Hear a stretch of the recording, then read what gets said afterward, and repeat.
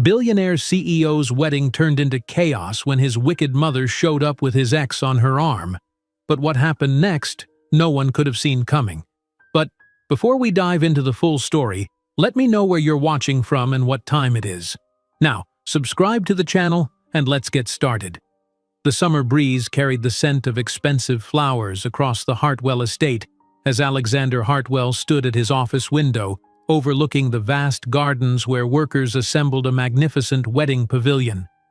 In less than 48 hours, the 36-year-old billionaire CEO of Hartwell Industries would marry Sophia Chen, the brilliant architect who had captured his heart 2 years ago. Alexander adjusted his custom Italian suit and smiled, a rare expression for a man known in business circles as the Ice King. His assistant knocked softly before entering.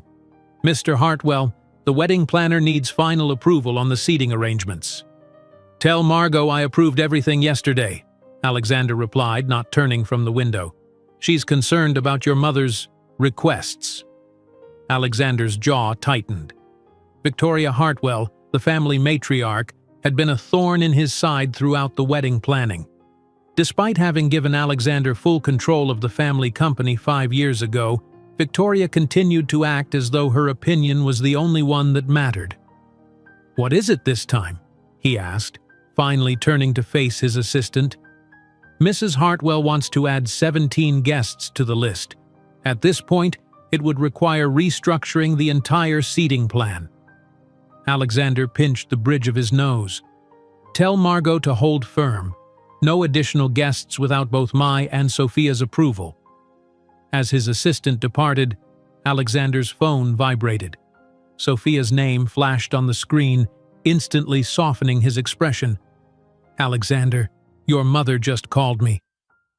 Sophia's voice held a controlled tension that Alexander recognized immediately. "She's asking about place settings for the Crawfords and the Vandermeers. I thought we decided against inviting them." "We did," Alexander confirmed, sitting at his desk. "I'll handle it." "This is the 3rd time this week she's gone behind our backs," Sophia sighed. "I'm trying to be patient, but I know. I'm sorry." Alexander gazed at the framed photo of Sophia on his desk. With her intelligent eyes and confident smile, she'd been the first person who saw beyond his wealth and power. "I'll speak with her today, in person." After ending the call, Alexander instructed his driver to prepare the car. The 30-minute drive to his mother's estate gave him time to rehearse what he would say. Victoria Hartwell had never approved of Sophia, making snide comments about her middle-class background and Chinese-American heritage. Alexander had hoped his mother would eventually see Sophia's brilliance and kind heart, but 2 years later, Victoria remained coldly civil at best. Victoria's estate was smaller than Alexander's, but no less impressive, with its colonial architecture and perfectly manicured grounds. The housekeeper showed Alexander to the sunroom, where Victoria sat reading financial reports, her silver hair immaculately styled, her posture rigid even in repose. "Alexander," she greeted without looking up, "to what do I owe this surprise?" "Mother," Alexander remained standing, "we need to discuss the wedding." Victoria finally looked at him, her steel-gray eyes, so similar to his own, revealing nothing. "What about it?" "You need to stop trying to change our plans. The guest list was finalized weeks ago." Victoria set down her papers. "The Crawfords and Vandermeers are important business associates. Their absence would be conspicuous." "They're your business associates, not mine," Alexander corrected. "And this is my wedding, not a networking opportunity." Victoria's lips thinned. "You're a Hartwell. Everything you do reflects on this family and our company." "The company I've grown by 300% since taking over," Alexander reminded her. "I think I've earned the right to have my wedding my way." Victoria stood, smoothing her tailored dress. "Have you considered that I might know what's best for you? That perhaps I see things more clearly than you do right now?" "What's that supposed to mean?" "Only that love has a way of clouding judgment." Victoria walked to a side table and poured herself water from a crystal decanter. "Are you certain Sophia is the right choice?" For the long term? Alexander's patience evaporated. Yes, mother, I am. Sophia is brilliant, kind, and genuinely loves me, not my money or status. Why can't you accept that? Because I've seen how she looks at you when you're not watching, Victoria replied calmly. Like you're a prize she's won. That's ridiculous, Alexander snapped. And frankly, even if it were true, your opinion on my choice of wife stopped mattering when I became an adult. Victoria's expression hardened. I'm still your mother, Alexander. I only want what's best for you. Then prove it, he challenged. Show up to the wedding, be polite to Sophia and her family, and stop trying to control everything. That's what would be best for me. As Alexander turned to leave, Victoria called after him. What about Isabella? Have you told Sophia everything about her? Alexander froze, his hand on the doorknob. Isabella Ryan had been his most serious relationship before Sophia, a 3-year involvement that had ended badly 6 years ago. Isabella has nothing to do with my life now, he said without turning around. Perhaps, Victoria replied, but secrets have a way of surfacing at the most inconvenient times. Alexander left without another word, unsettled by his mother's veiled threat. In the car, he considered calling Sophia to warn her about the conversation but decided against it. Why introduce drama when Isabella was firmly in the past? Back at his office, Alexander found himself unable to focus on work. He stared at the contract before him, Victoria's words echoing in his mind. There was a time when he'd thought he would marry Isabella. They'd met at Yale, both ambitious, both from wealthy families. Their relationship had made sense on paper, but over time, Alexander had discovered Isabella's manipulative nature and her interest in his family connections rather than in him as a person. Their breakup had been ugly, with Isabella threatening to ruin his reputation with false allegations. Only Victoria's intervention and a substantial settlement had silenced Isabella. Alexander hadn't seen or spoken to her in 6 years, and he'd told Sophia only the basics, that he'd once been in a serious relationship that ended badly. Alexander's phone rang, pulling him from his thoughts. It was his best friend and best man, James. The bachelor party planning committee has hit a snag, James announced. Your future father-in-law wants to include karaoke, and I'm seriously concerned for everyone's eardrums. Alexander laughed, grateful for the distraction. Let him have it. Way is a good man, and if belting out Sinatra makes him happy, I can endure it. Your funeral, James paused. Speaking of funerals, how did it go with the dragon lady today? About as well as expected, Alexander sighed. She mentioned Isabella. James whistled low. That's a name I haven't heard in years. You don't think Victoria would actually try to contact her, do you? I hope not, Alexander replied, but a knot formed in his stomach. But with my mother, anything's possible. Later that evening, Alexander arrived home to find Sophia in their kitchen, attempting to cook dinner. Despite her many talents, culinary skills were not among them. The smoke detector beeped intermittently as she fanned a smoking pan. Maybe we should order in, Alexander suggested, wrapping his arms around her from behind. Sophia laughed, leaning back against him. Probably wise. I was trying to make your favorite stir-fry, but I think I've created a new form of carbon. Alexander kissed her neck. I love you for trying. As they waited for delivery, they sat on their terrace overlooking Manhattan, glasses of wine in hand. Sophia's hair was pulled into a messy bun, her face free of makeup, wearing simple jeans and one of Alexander's old sweatshirts. To him, she had never looked more beautiful. How did it go with your mother? Sophia asked. Alexander considered deflecting but decided against it. Their relationship was built on honesty. Not great. She's still pushing for her additions to the guest list. Of course she is, Sophia sighed. Did you tell her no? I did, he confirmed, but she also said something else that bothered me. Sophia raised an eyebrow. What? She suggested you're only with me for my money and status, Alexander admitted. which is ironic considering that's exactly why she wanted me to marry Isabella all those years ago. Isabella, Sophia repeated. Your ex from Yale? Alexander nodded. Mother adored her. Perfect breeding, perfect connections. And perfectly awful from what little you've told me, Sophia added, taking his hand. Alex, your mother's opinion of me doesn't matter. I know who I am, and you know who I am. That's enough. Alexander squeezed Sophia's hand, grateful for her unwavering confidence. Yet something still nagged at him, Victoria's veiled threat about secrets surfacing.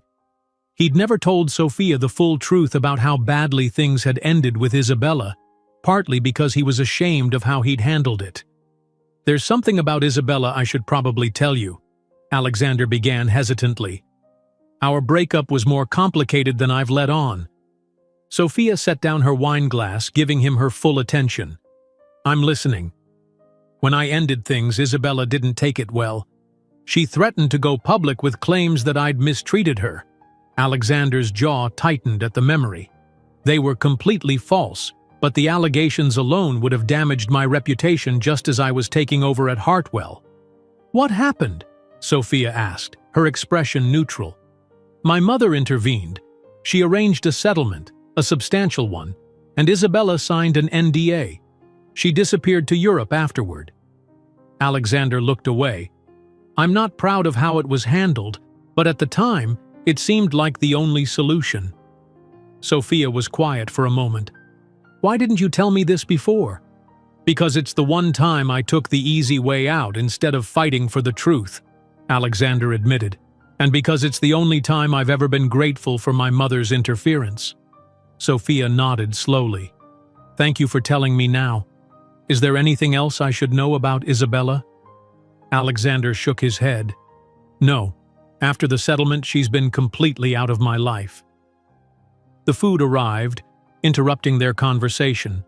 As they ate, Sophia shared updates about her parents' arrival the next day, the last-minute adjustments to her dress, and other wedding details. The tension gradually dissipated, and by the time they went to bed, Isabella Ryan seemed firmly back in the past where she belonged. The next morning, Alexander woke early, slipping out of bed without disturbing Sophia. He made coffee and carried his mug to his home office, intending to clear a few urgent matters before the day's wedding preparations began. He was halfway through his email when his phone rang. James. Have you seen it? James asked without preamble, his voice tense. Seen what? Check your email, now. Alexander clicked on the unread message James had forwarded. It contained a link to a gossip blog with the headline, Billionaire Bad Boy, Hartwell airs dark secrets on eve of society wedding. His stomach dropped as he scanned the article. Someone claiming to be a close source had provided the blog with details about his relationship with Isabella, including embellished accounts of arguments and the subsequent settlement. The article heavily implied that Alexander had paid Isabella to keep quiet about abusive behavior. This is bullshit, Alexander muttered, his knuckles white around his phone. It's all twisted. I know, James replied, but it's out there now. The question is, who leaked it? Alexander didn't need to think twice. My mother. She mentioned Isabella yesterday and warned me about secrets surfacing. You think Victoria would really sabotage your wedding like this? To stop me from marrying Sophia? Absolutely. Alexander stood, pacing the room. She's always thought Sophia wasn't suitable. This is her nuclear option. What are you going to do? James asked. Damage control. Call our PR team and have them prepare a statement. I need to talk to Sophia before she sees this. Alexander ended the call and headed toward the bedroom, dreading the conversation ahead. But Sophia was already awake, sitting on the edge of the bed with her phone in her hand. One look at her face told Alexander she'd seen the article. Sophia? Is it true? She asked quietly. No, Alexander said firmly, sitting beside her. Well, parts of it are. Yes, there was a settlement and an NDA. But I never mistreated Isabella. She invented those claims when I broke up with her. Sophia studied his face. The article says there were witnesses to your fights, that you had a volatile relationship. We argued, like any couple, Alexander admitted, but never physically, never abusively. Isabella was manipulative and would create scenes in public, then act like the victim. He took Sophia's hands. I swear to you, these allegations are false. Sophia was silent for a long moment. I believe you, she finally said. But why is this coming out now, the day before our wedding? I think my mother leaked it, Alexander said grimly. She's desperate to stop our marriage. Sophia's eyes widened. That's beyond cruel. That's evil. That's Victoria, Alexander agreed. But we won't let her win. The PR team is preparing a statement and… His phone rang again. The screen displayed his lawyer's name. David, Alexander answered. I was about to call you. Then you've seen the article, David replied. There's more. Isabella Ryan returned to New York last week. She's been spotted around town, giving quiet interviews to several reporters. This isn't just one leak, Alexander. It's a coordinated campaign. Alexander felt cold. Has she violated the NDA? Not technically. She's being careful with her wording, using phrases like, I can't discuss specifics while implying plenty. We can fight it, but legal action would only draw more attention. After ending the call, Alexander relayed the information to Sophia, whose expression had become increasingly troubled. We should postpone the wedding, she said. Alexander felt like he'd been punched. What? No, that's exactly what my mother wants. I'm not saying cancel, just postpone, Sophia clarified. Alex, we can't get married tomorrow with this hanging over us. The ceremony would be a circus. We can increase security, keep the press out. It's not just about the press, Sophia interrupted. My parents arrive in a few hours. They'll see these allegations. Your business associates, our friends, everyone will have questions. I need time to process this too. Alexander stood, frustration building. So we just give in? Let my mother and Isabella dictate our lives? No, Sophia said firmly. We take control of the narrative. We postpone on our terms, deal with these allegations properly, and then have our wedding when it can be the celebration it should be. Deep down, Alexander knew she was right, but the thought of delaying their wedding felt like a defeat. Before he could respond, his phone rang again. Victoria. Against his better judgment, he answered. What do you want? I've just seen the most disturbing article about you, Victoria said, her voice dripping with false concern. I thought we had dealt with the Isabella situation years ago. Don't, Alexander growled. Don't pretend you had nothing to do with this. With what? I merely expressed concern yesterday that your past might resurface. I had no idea Isabella was back in New York. You expect me to believe this is a coincidence? That the day after you threaten me, Isabella launches a smear campaign? Believe what you like, Victoria replied coolly. But as your mother, I'm concerned about these allegations resurfacing right before your wedding. Perhaps this is a sign that you should reconsider this hasty marriage. The only thing I'm reconsidering is allowing you any place in my life, Alexander snapped before hanging up. He turned to find Sophia fully dressed, typing on her phone. What are you doing? He asked. Contacting the wedding planner, she replied without looking up. We need to notify everyone that the wedding is postponed. Alexander took a deep breath, trying to quell his anger, not at Sophia, but at the situation. Wait, before we do anything, let's think this through. If we postpone, it looks like we're admitting there's truth to these allegations. Sophia finally looked up, her expression determined. Then we don't just postpone. We fight back.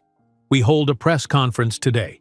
You address these allegations directly, we announce the postponement as a mutual decision, and we make it clear that we're standing together against these attacks. Alexander considered her words. Sophia wasn't running away from the scandal. She was suggesting they face it head-on. His admiration for her grew even stronger. Okay, he agreed. But first I want to meet with Isabella. Sophia blinked in surprise. Is that wise? Probably not, Alexander admitted. But I need to know exactly what she's saying and why she's doing this now. Is it just money she wants? Or is she working with my mother? I need answers before we go public." Sophia hesitated, then nodded. "I understand, but I'm coming with you." "Absolutely not," Alexander protested. "Isabella is unpredictable. This meeting could get ugly." "All the more reason I should be there," Sophia countered. "We face this together, Alexander. That's non-negotiable." Looking at her resolute expression, Alexander knew further argument was pointless. It was one of the things he loved most about Sophia, her unwavering courage and loyalty. Once she committed to something or someone, she was all in. "All right," he conceded. "Together." David, Alexander's lawyer, located Isabella within the hour. She was staying at the Plaza, one of Manhattan's most expensive hotels, a detail that didn't escape Alexander's notice. Someone was bankrolling her return to New York, and he had a good idea who that might be. Alexander and Sophia sat in tense silence as their car navigated through midtown traffic. He'd called James, instructing him to begin contacting wedding guests about a possible schedule change, but hadn't yet committed to an official postponement. Part of him still hoped there was a way to salvage their plans. "Tell me about her," Sophia said suddenly. "What should I expect?" Alexander considered the question carefully. "Isabella is calculating. Everything she does has a purpose. She's charming when she wants to be, vicious when crossed." "Sounds like someone else we know," Sophia remarked dryly, clearly referring to Victoria. "They're cut from the same cloth," Alexander agreed, "which is why my mother wanted us together. Isabella comes from old money, knows all the right people, plays the social game perfectly." "Unlike me," Sophia added without bitterness, simply stating a fact.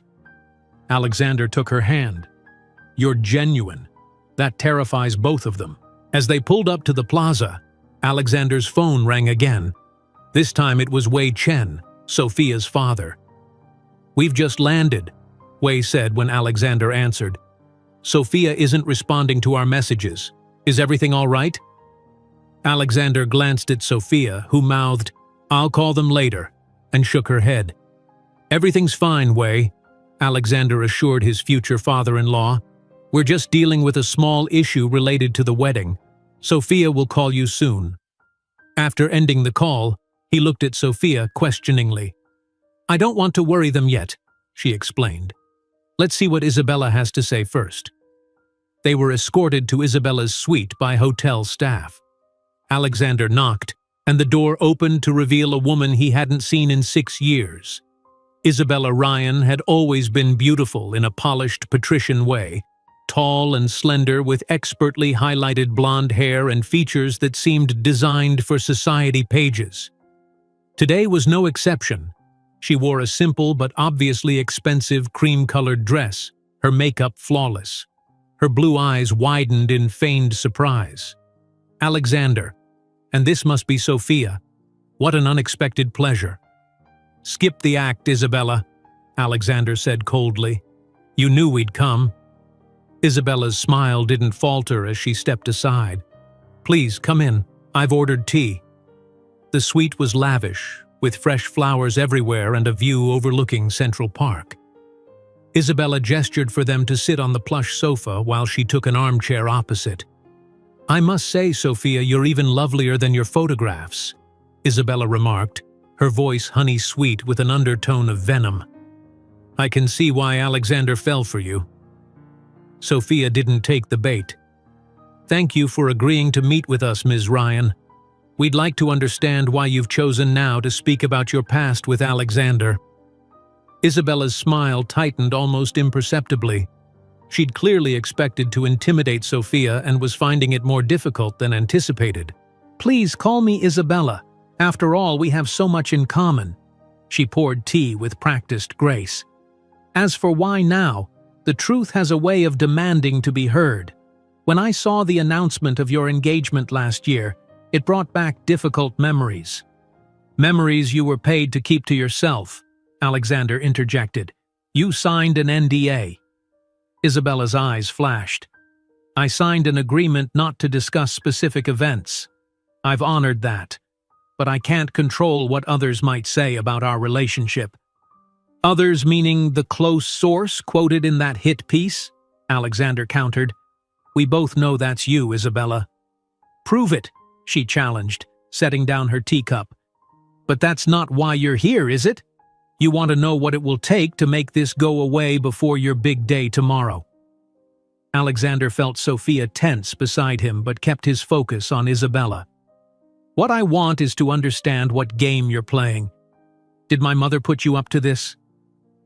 Something flickered in Isabella's eyes. Surprise, perhaps, that he'd made the connection so quickly. Victoria and I have always stayed in touch. She was more of a mother to me than my own. So that's a yes, Sophia concluded. Victoria contacted you and orchestrated this smear campaign to derail our wedding. Isabella studied Sophia with new interest. You're more direct than I expected. I can see why Victoria is concerned. You don't fit the Hartwell mold at all. That's the best compliment you could give me, Sophia replied evenly. Isabella laughed, a practiced musical sound. I like you, Sophia, which makes what I'm about to say more difficult. Her expression turned serious. Are you certain you know the man you're marrying? The real Alexander Hartwell? Alexander stood abruptly. We're done here.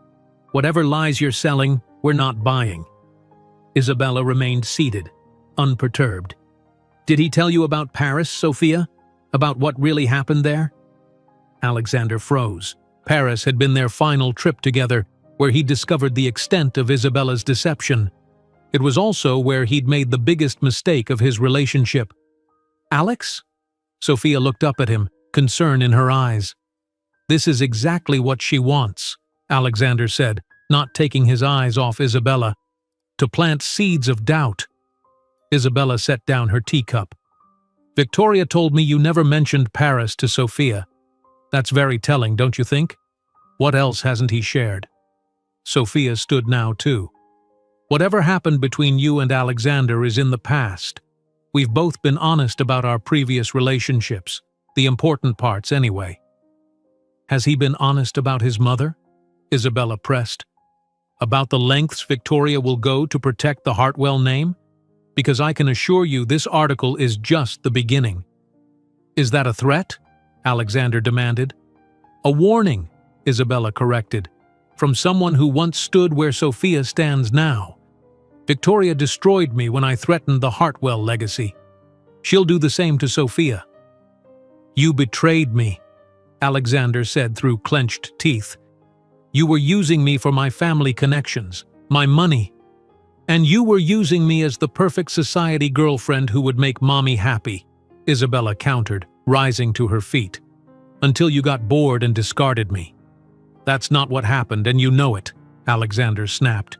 I ended things because I discovered you were feeding confidential company information to my competitors. Sophia's sharp intake of breath was audible in the sudden silence. Isabella's expression turned cold. Allegedly. Nothing was ever proven, was it? Because Victoria made sure the matter disappeared along with me. She turned to Sophia. Ask yourself why he never told you that part. What else is he hiding? We're leaving, Alexander declared, taking Sophia's hand. Isabella called after them as they reached the door. Victoria has dossiers, you know, on everyone Alexander has ever been involved with, including you, Sophia. Every detail of your life, every skeleton in your closet. She knows it all, and she'll use it if she has to. In the elevator, Sophia pulled her hand from Alexander's. Paris? Corporate espionage? Were you ever going to tell me any of this? Sophia, don't Sophia me, she interrupted. She's right. There's so much you haven't told me. Because it wasn't relevant, Alexander defended. Isabella and I broke up 6 years ago. The specifics don't matter now. They matter when they're being weaponized against us, Sophia countered. And they matter when they reveal patterns you haven't been honest about. What patterns? Alexander asked as they exited the elevator. Sophia waited until they were in their car to answer. Your mother's interference in your life, her investigations into your partners, the settlements and NDAs. These aren't normal family dynamics, Alexander. Alexander stared out the window, unable to deny her points. My family has never been normal. And yet you've never fully broken away from them, Sophia observed. You complain about Victoria's control, but you still let her influence your decisions. You still seek her approval on some level. Her words stung because they contained truth. Despite his resentment of Victoria's manipulations, Alexander had never completely severed ties. He'd maintained the peace, telling himself it was to protect the company. But perhaps Sophia was right. Perhaps part of him still craved his mother's acceptance. "What do you want me to do?" he asked quietly. "Cut her off completely?" "I want you to decide what kind of life you want," Sophia replied. "One controlled by your mother's approval, or one where we make our own choices, even if they're messy or imperfect." Before Alexander could respond, his phone rang again. It was James. "We have another problem," his friend said without preamble. "Isabella just posted on social media. She claims you visited her hotel room to threaten her into silence." "What? That's absurd!" Alexander exclaimed. "We literally just left her. Sophia was with me the entire time." "I know, but she's spinning it like you brought Sophia as cover. She's posted a recording, just audio, supposedly from a hidden device in her room. It's edited to make it sound like you were intimidating her." Alexander's mind raced. "She recorded our conversation without consent. That's illegal in New York." "Maybe, but the damage is already done. The post is going viral, and there's more. She's hinting that she has proof about what really happened in Paris." Alexander ended the call and turned to Sophia, who had heard enough to understand the situation. "We need to postpone the wedding," she said firmly. This time, Alexander didn't argue. "I'll call Margot right away." As he dialed the wedding planner's number, Sophia stared out the window, her expression unreadable.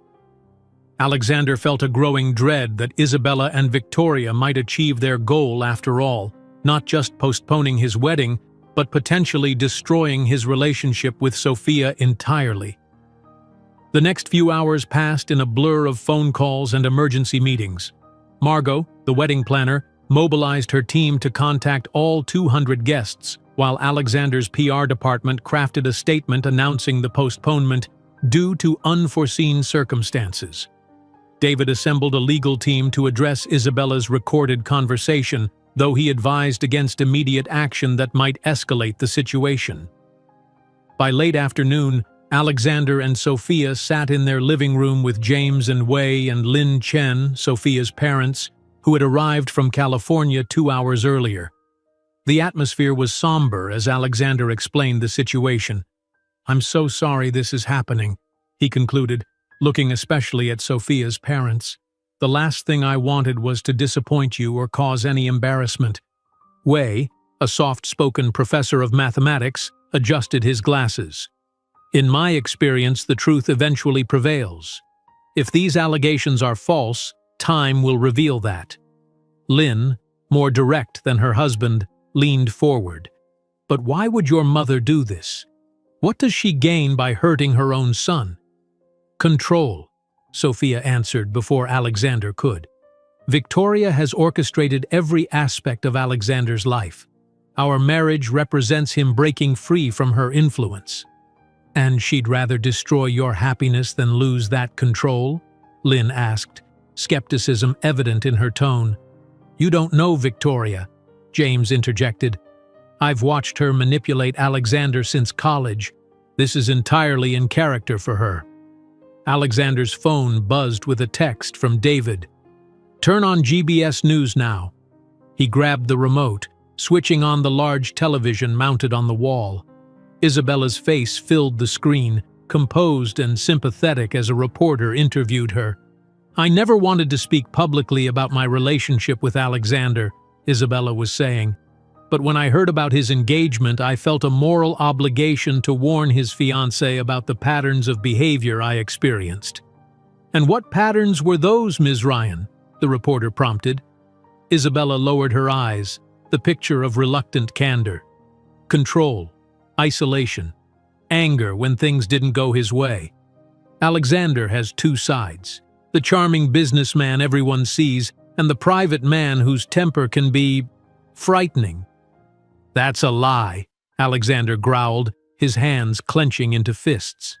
On screen, the reporter asked, "Are you suggesting Alexander Hartwell was abusive?" "I signed legal agreements that prevent me from discussing specifics," Isabella replied carefully. "But I will say that I left our relationship deeply traumatized, and it took years of therapy to recover. And yet you've chosen now, on the eve of his wedding, to come forward. Some might suggest your timing is vindictive." Isabella nodded solemnly. "I understand how it looks, but I couldn't stay silent knowing another woman might experience what I did. If speaking up makes me the villain in some people's eyes, I can accept that." The reporter turned to the camera. "We reached out to Alexander Hartwell for comment.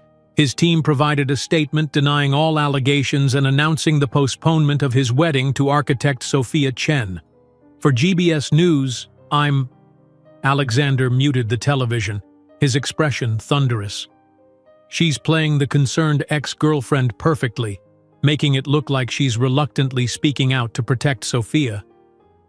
"It's quite convincing," Wei observed. "If I didn't know you, I might believe her." Lin studied Alexander thoughtfully. "There's more to this story than you've told us, isn't there?" Alexander met her gaze. "Yes. My relationship with Isabella ended when I discovered she was selling company information to competitors. She denied it, but the evidence was substantial. Rather than press charges, which would have created a public scandal, my mother arranged a settlement with a non-disclosure agreement." "So your mother helped you then," Lin noted. "Why turn against you now?" "Because she approved of Isabella despite her betrayal," Alexander explained. "In Victoria's world, Isabella's social standing outweighed her character flaws. She's never accepted Sophia as a suitable replacement." Lin turned to her daughter. "And you're certain you want to marry into this family? With its secrets and manipulations?" "Mom?" Sophia protested. "It's a fair question," Alexander said quietly. "The Hartwells come with complications. I wouldn't blame Sophia if she decided it wasn't worth the trouble." Sophia reached for his hand. "Stop it. I'm not going anywhere. I'm just angry that we're letting Victoria and Isabella dictate our lives." James, who'd been checking his phone, suddenly let out a low whistle. "Victoria's just issued a statement. She's expressing deep concern about the allegations against you and announcing she's taking a more active role at Hartwell Industries during this difficult time." "What?" Alexander grabbed James's phone. The statement from Victoria was carefully worded to appear supportive while subtly validating Isabella's claims and undermining Alexander's leadership. It concluded by mentioning that as the company's majority shareholder, Victoria had a responsibility to ensure stable management. "She's making a play for the company," Alexander realized. "This isn't just about stopping the wedding. She's using this scandal to push me out." Wei looked confused. "Can she do that? I thought you were the CEO." "I am, but Victoria still holds 51% of the shares. The board respects me, but they ultimately answer to the majority shareholder." Alexander stood, pacing the room. "I need to call an emergency board meeting before she can sway them." As Alexander stepped away to make calls, Sophia turned to her parents. "I know this is a lot to take in. It's not how I wanted to introduce you to my new family." Lin took her daughter's hands. "Sophia, are you sure about this? Marriage is difficult enough without starting with such drama." "I love him, Mom," Sophia said simply, "and I believe in him. Victoria and Isabella are trying to paint him as some kind of monster, but I know who he really is." Wei glanced toward Alexander, still on the phone across the room. "Perhaps, but there are clearly parts of his life he hasn't shared with you. Secrets have a way of resurfacing." "We all have parts of our past we don't share immediately," Sophia countered. "That doesn't make him dishonest." "No," Lin agreed, But marrying into this family means accepting these power struggles as part of your life. Are you prepared for that? Before Sophia could answer, Alexander returned, his expression grim. The board has agreed to meet tomorrow morning. Until then, we need to prepare our response to Isabella's interview. James stood. I'll help with that. We should also consider having Sophia make a statement supporting you. Absolutely not, Alexander and Lynn said simultaneously. Alexander continued, I won't drag Sophia further into this mess. Her reputation is spotless, and it should stay that way. I can make my own decisions, Sophia pointed out, and standing by you publicly is exactly what I want to do. It could backfire, James warned. They might paint you as another victim, manipulated by Alexander. Or as a gold digger standing by her meal ticket, Lynn added bluntly. Sophia's phone chimed with a notification. Her eyes widened as she read the screen. It's Victoria. She's requesting a private meeting with me tomorrow morning. Absolutely not, Alexander said firmly. Actually, Sophia replied, I think I should go. Alexander stared at her. It's a trap. She'll try to manipulate you, twist your words. I know that, Sophia interrupted, but this might be our chance to understand what she really wants, maybe even to reach some kind of understanding. There's no understanding to be reached with Victoria, Alexander argued. She wants to control me, the company, and by extension you. Any meeting would be on her terms, designed to intimidate you. I'm not easily intimidated, Sophia reminded him, and I think it's time I faced Victoria directly, woman to woman. I agree with Sophia, Lynn said unexpectedly. Your mother has been working behind the scenes using proxies like this Isabella woman. Force her into the open. Wei nodded thoughtfully. Sun Tzu said, know your enemy. Perhaps understanding Victoria's true motivations could help resolve this situation. Alexander looked from Sophia to her parents, then to James, who shrugged. Sophia's tougher than she looks, James said, and Victoria might reveal more than she intends in a one-on-one meeting. Alexander sighed, recognizing he was outvoted. Fine, but not alone. I'll be nearby. No, Sophia said firmly. If I show up with backup, Victoria will see it as a sign of weakness. I need to meet her on equal footing. Before Alexander could protest further, his phone rang, the head of security at Hartwell Tower. Mr. Hartwell, there's a situation in the lobby.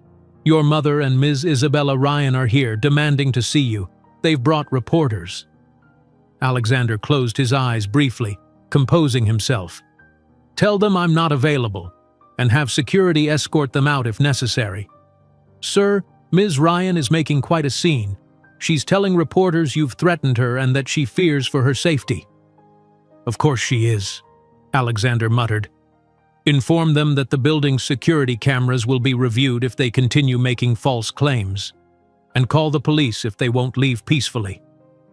After ending the call, Alexander turned to the others. Victoria and Isabella are at Hartwell Tower with a press entourage. They're escalating this faster than I anticipated. James was already on his feet. I'll head there now, run interference with the press. I'm coming too, Alexander said. This has gone far enough. Sophia caught his arm. Alex, that's exactly what they want. A public confrontation where you might lose your temper. Don't give them that opportunity. Alexander knew she was right, but the thought of Victoria and Isabella creating a spectacle at his company headquarters made his blood boil. I can't just hide while they attack my reputation and threaten my company. You're not hiding, Sophia insisted. You're being strategic. We issue a statement denouncing this publicity stunt and we proceed with our plans. The board meeting tomorrow, my meeting with Victoria, and a carefully crafted public response. Wei nodded approvingly.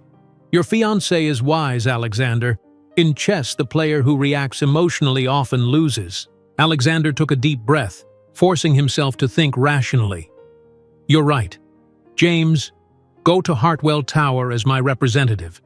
Make it clear that this behavior only reinforces the malicious nature of their claims.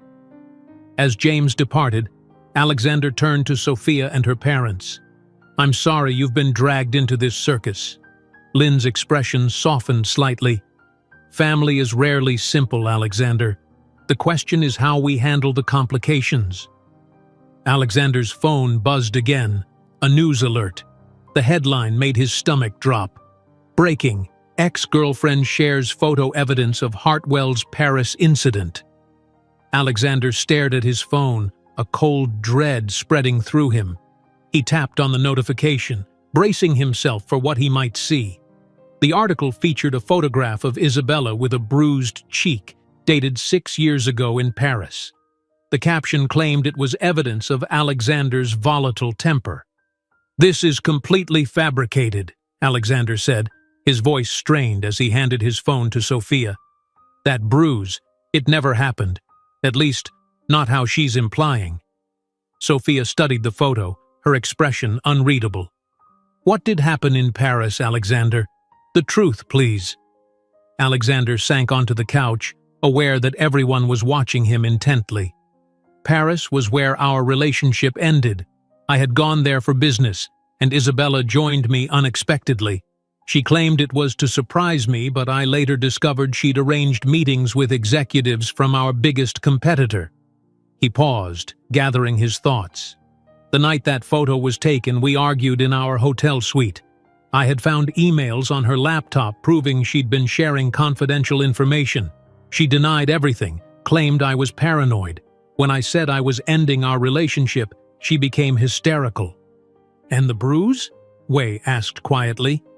"She threw a champagne glass at me, then slipped on the spilled champagne and fell against the coffee table," Alexander replied. "I tried to help her up, but she screamed at me not to touch her. The next morning, she was gone. 2 days later, my mother called to say Isabella was threatening to go public with claims that I had hit her." "And you never reported the true version of events?" Lynn questioned. Alexander shook his head. "Victoria handled it before I could even process what was happening. She negotiated the settlement, had Isabella sign the NDA, and advised me to never speak of it again.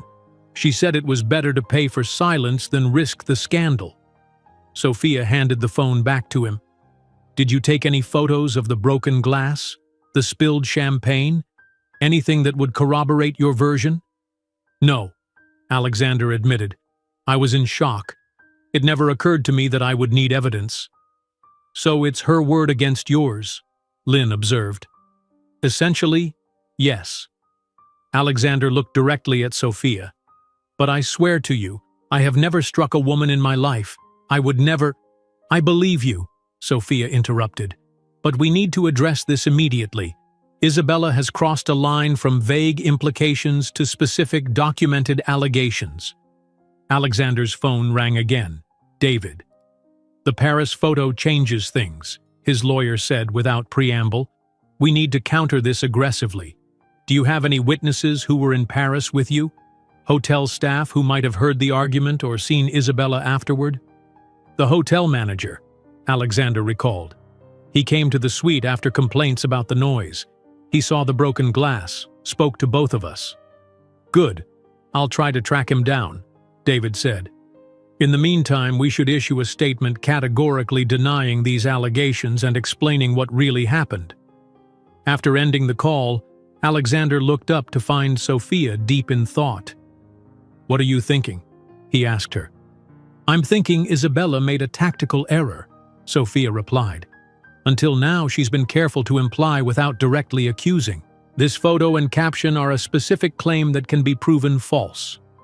James called next, reporting that Victoria and Isabella had finally left Hartwell Tower after creating maximum drama for the assembled press.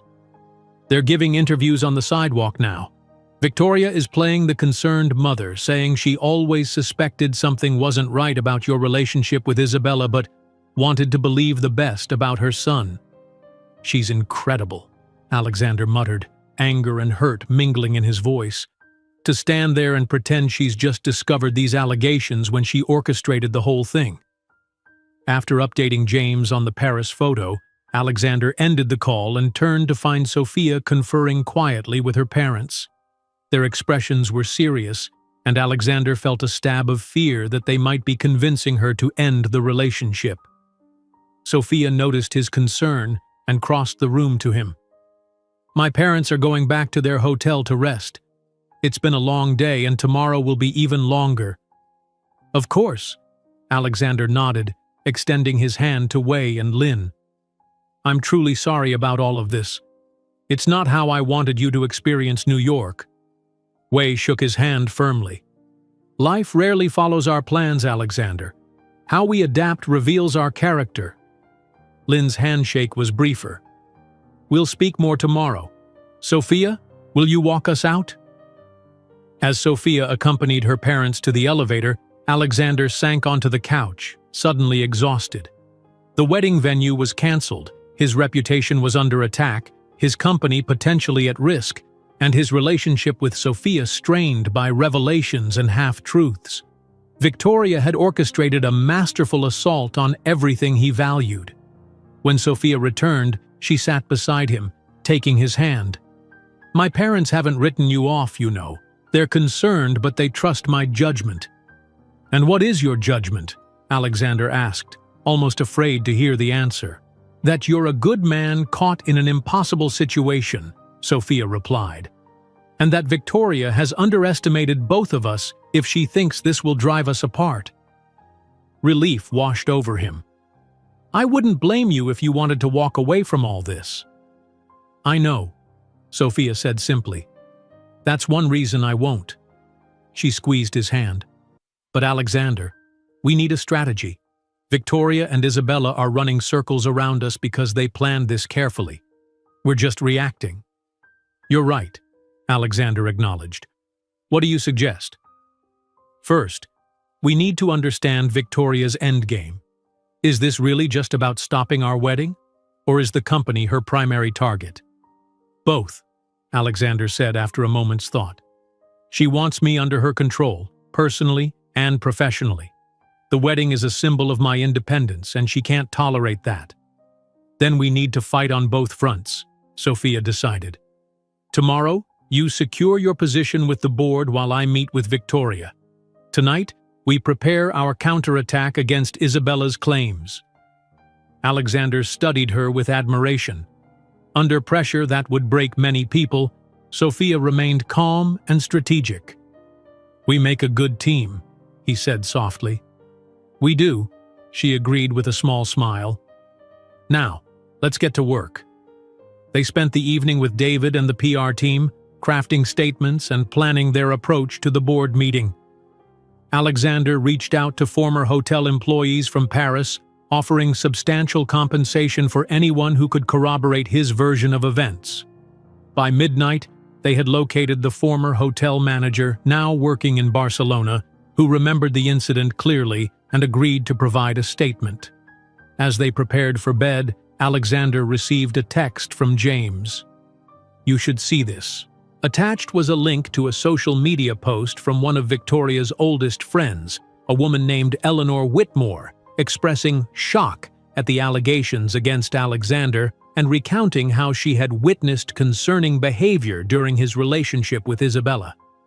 "They're building a narrative," Alexander said, showing Sophia the post, "creating multiple sources to validate Isabella's claims." "Eleanor Whitmore," Sophia repeated. "She's on the Hartwell Industries board, isn't she?" Alexander nodded grimly. "And she controls 3 proxy votes. This suggests Victoria has already been working the board members, turning them against me before tomorrow's meeting. Can you call other board members tonight? Get ahead of this?" "I can try," Alexander said, though it was already after midnight. Some might still be awake. He spent the next hour making calls, reaching 5 of the 12 board members. 2 expressed unwavering support. One seemed skeptical of the allegations but concerned about the company's image, and 2 were non-committal, saying they needed to hear all sides at the meeting. The remaining 7, including Eleanor, were either unavailable or didn't answer. When Alexander finally joined Sophia in bed, she was still awake, reading through news coverage of the scandal on her tablet. "How bad is it?" he asked. "Mixed," she replied. "Some outlets are questioning Isabella's timing and motives. Others are treating her claims as credible based on the photo and corroborating sources like Eleanor. Alexander stared at the ceiling. I've spent my entire career building a reputation for integrity. In one day, Victoria and Isabella have managed to cast doubt on everything I am. Sophia set aside her tablet and turned to face him. Not everything. Not to the people who truly know you. Sometimes I wonder if anyone truly knows me, Alexander admitted. Parts of my life, like what happened with Isabella, I've kept compartmentalized, never fully examining them myself. Maybe that's what Victoria is counting on, Sophia suggested, that there are aspects of yourself you've never confronted, making you vulnerable to her manipulations. Alexander was quiet for a moment, considering her words. When I was growing up, Victoria's approval was everything. Nothing I did was ever quite good enough. When I finally took over the company, proved I could run it better than my father had, I thought I'd finally escaped her shadow. But you never really confronted her directly, Sophia observed. You worked around her, carved out your own space, but always maintained the peace. Yes, Alexander agreed. I told myself it was to protect the company, avoid a public family rift, but maybe I was just avoiding the final confrontation. And now it's here anyway, Sophia said. Now it's here, Alexander echoed, and the stakes are higher than ever. Sophia curled against him, her head on his shoulder.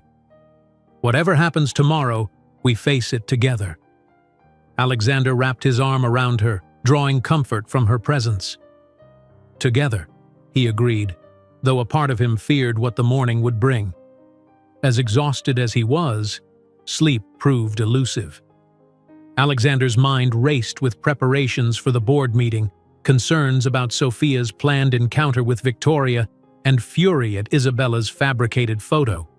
Around 3 a.m., he carefully extricated himself from Sophia's embrace and went to his home office. He pulled up the company bylaws on his computer, searching for any clause Victoria might exploit to force him out. The language was clear. As CEO, he could only be removed by a 2/3 vote of the board or for criminal conduct. False allegations wouldn't qualify as grounds for removal, but they could damage his standing enough that the board might vote against him anyway. Alexander then turned to the shareholder agreement. Victoria held 51% of the shares, but Alexander controlled 29%, with the remaining 20% divided among other investors and board members. The agreement contained provisions for resolving disputes between major shareholders, including a clause that had seemed insignificant when it was drafted.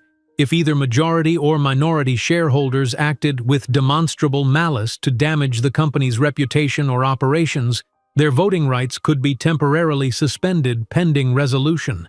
It was a long shot, but if Alexander could prove Victoria was deliberately orchestrating a scandal to seize control, he might be able to invoke this clause. He made a note to discuss it with David before the board meeting. As dawn broke over Manhattan, Alexander finally returned to bed, lying beside Sophia for the brief time remaining before they would need to rise and face what promised to be one of the most challenging days of their lives. Looking at her peaceful, sleeping face, he made a silent promise. Whatever it took, he would protect her from Victoria's machinations and restore his reputation, not just for himself, but for their future together. Morning arrived too quickly. Alexander and Sophia moved through their preparations with the quiet efficiency of soldiers preparing for battle. They ate breakfast in near silence, each lost in thought about the day ahead. Alexander would head to Hartwell Tower for the emergency board meeting at 9, while Sophia was scheduled to meet Victoria at her estate at 10. "Are you sure you don't want me to send security with you?" Alexander asked as they stood in their foyer preparing to leave in separate cars. "I'm sure," Sophia replied, adjusting his tie in a gesture that felt reassuringly domestic amid the chaos. "Victoria would see it as a sign of fear or aggression. I need to meet her as an equal." Alexander caught her hand, pressing a kiss to her palm. "Be careful. Victoria can twist words like no one else." "I will." Sophia smiled. "You focus on the board. Don't let them see your anger."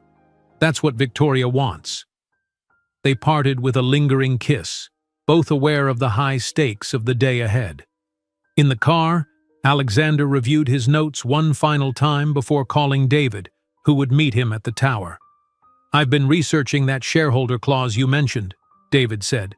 "It's a viable strategy, but we'll need concrete evidence that Victoria is acting maliciously rather than out of genuine concern, however misguided." "What about her coordination with Isabella? The timing of the allegations?" "Circumstantial," David replied. "We need something definitive. Communications between them, financial records showing Victoria funded Isabella's return, anything that proves conspiracy." Alexander hung up, frustrated but determined. As his car pulled up to Hartwell Tower, he spotted news vans parked outside. Victoria had ensured this private company matter would play out in the public eye. In the building's private elevator, Alexander took a moment to center himself. His father had taught him long ago that boardrooms were like battlefields. Those who lost their composure lost the war. The elevator doors opened directly into the executive floor, where James waited. "7 board members are already here," James reported as they walked toward the boardroom. "Victoria arrived early and has been speaking with them individually." "Of course she has," Alexander muttered. "What's the mood?" "Tense. Eleanor is fully in Victoria's camp, as expected. 2 others seem to be leaning her way. The rest are waiting to hear both sides." They paused outside the boardroom doors. Through the glass, Alexander could see Victoria at the far end of the table, elegantly dressed in a navy suit that projected authority. She was speaking animatedly to Eleanor and 2 other board members, who nodded along with her words. "Ready?" James asked. Alexander straightened his shoulders. "As I'll ever be." The room fell silent as he entered. Victoria's eyes met his, a hint of satisfaction in their gray depths. She had orchestrated this moment perfectly. Her son, the CEO, forced to defend himself before the very board he led. "Good morning," Alexander said, his voice steady as he took his place at the head of the table. "Thank you all for coming on such short notice." David slipped in behind him, taking a seat against the wall with other legal and executive staff. The remaining board members filed in over the next few minutes until all 12 were present. "I've called this emergency meeting," Alexander began, "to address the false allegations being made against me and the apparent attempt to use these allegations to undermine my leadership of Hartwell Industries." Victoria raised a perfectly manicured hand. "If I may, Alexander, as the majority shareholder and your mother, I think I should speak first." Before Alexander could object, Eleanor nodded. "I think that's appropriate. Victoria's concerns are what brought us here."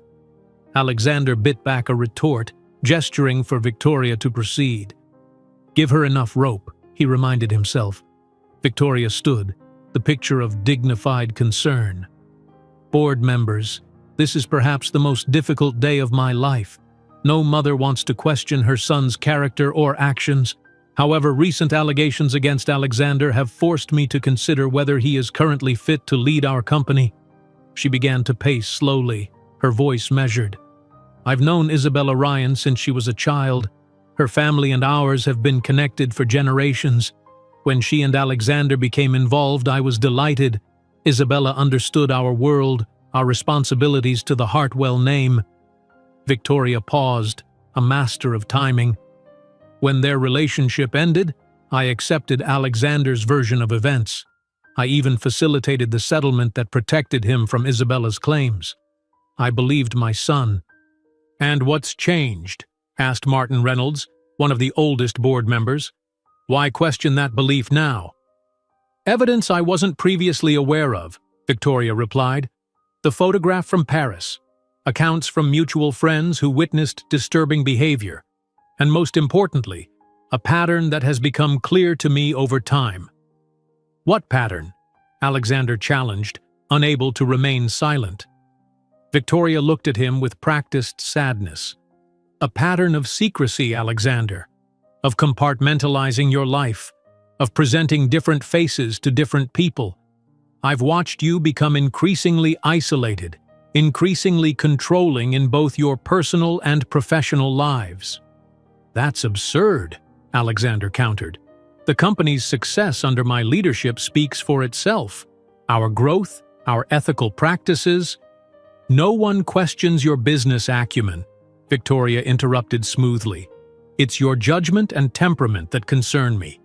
If you could hide such serious behavior in your personal life, what else might you be concealing?" Eleanor nodded vigorously. "The board has a fiduciary duty to ensure stable leadership. These allegations, whether proven or not, create uncertainty that affects shareholder value." "Precisely," Victoria agreed. "Which is why I propose that Alexander take a temporary leave of absence while an independent investigation examines these allegations and their potential impact on the company. During this time, I would step in as interim CEO." There it was, Victoria's true objective laid bare, not just to stop the wedding, but to reclaim control of the company she had reluctantly handed to Alexander 5 years ago. "That's completely unnecessary," Alexander said firmly. "These allegations are a coordinated attack designed specifically to create this exact scenario. Isabella Ryan sold company secrets to competitors 6 years ago. When I discovered this and ended our relationship, she threatened false accusations. Now she's carrying through on those threats with timing that can only be described as suspicious." Victoria's expression hardened slightly. "Alexander, no one wants to believe these allegations more than I do.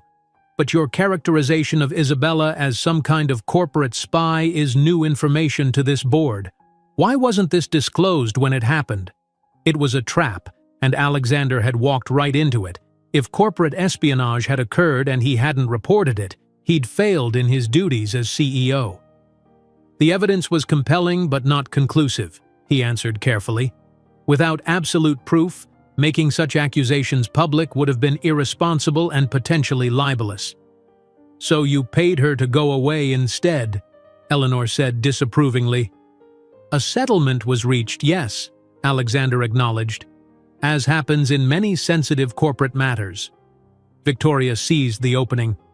"Which brings us to another concern, Alexander's use of company resources to manage his personal problems.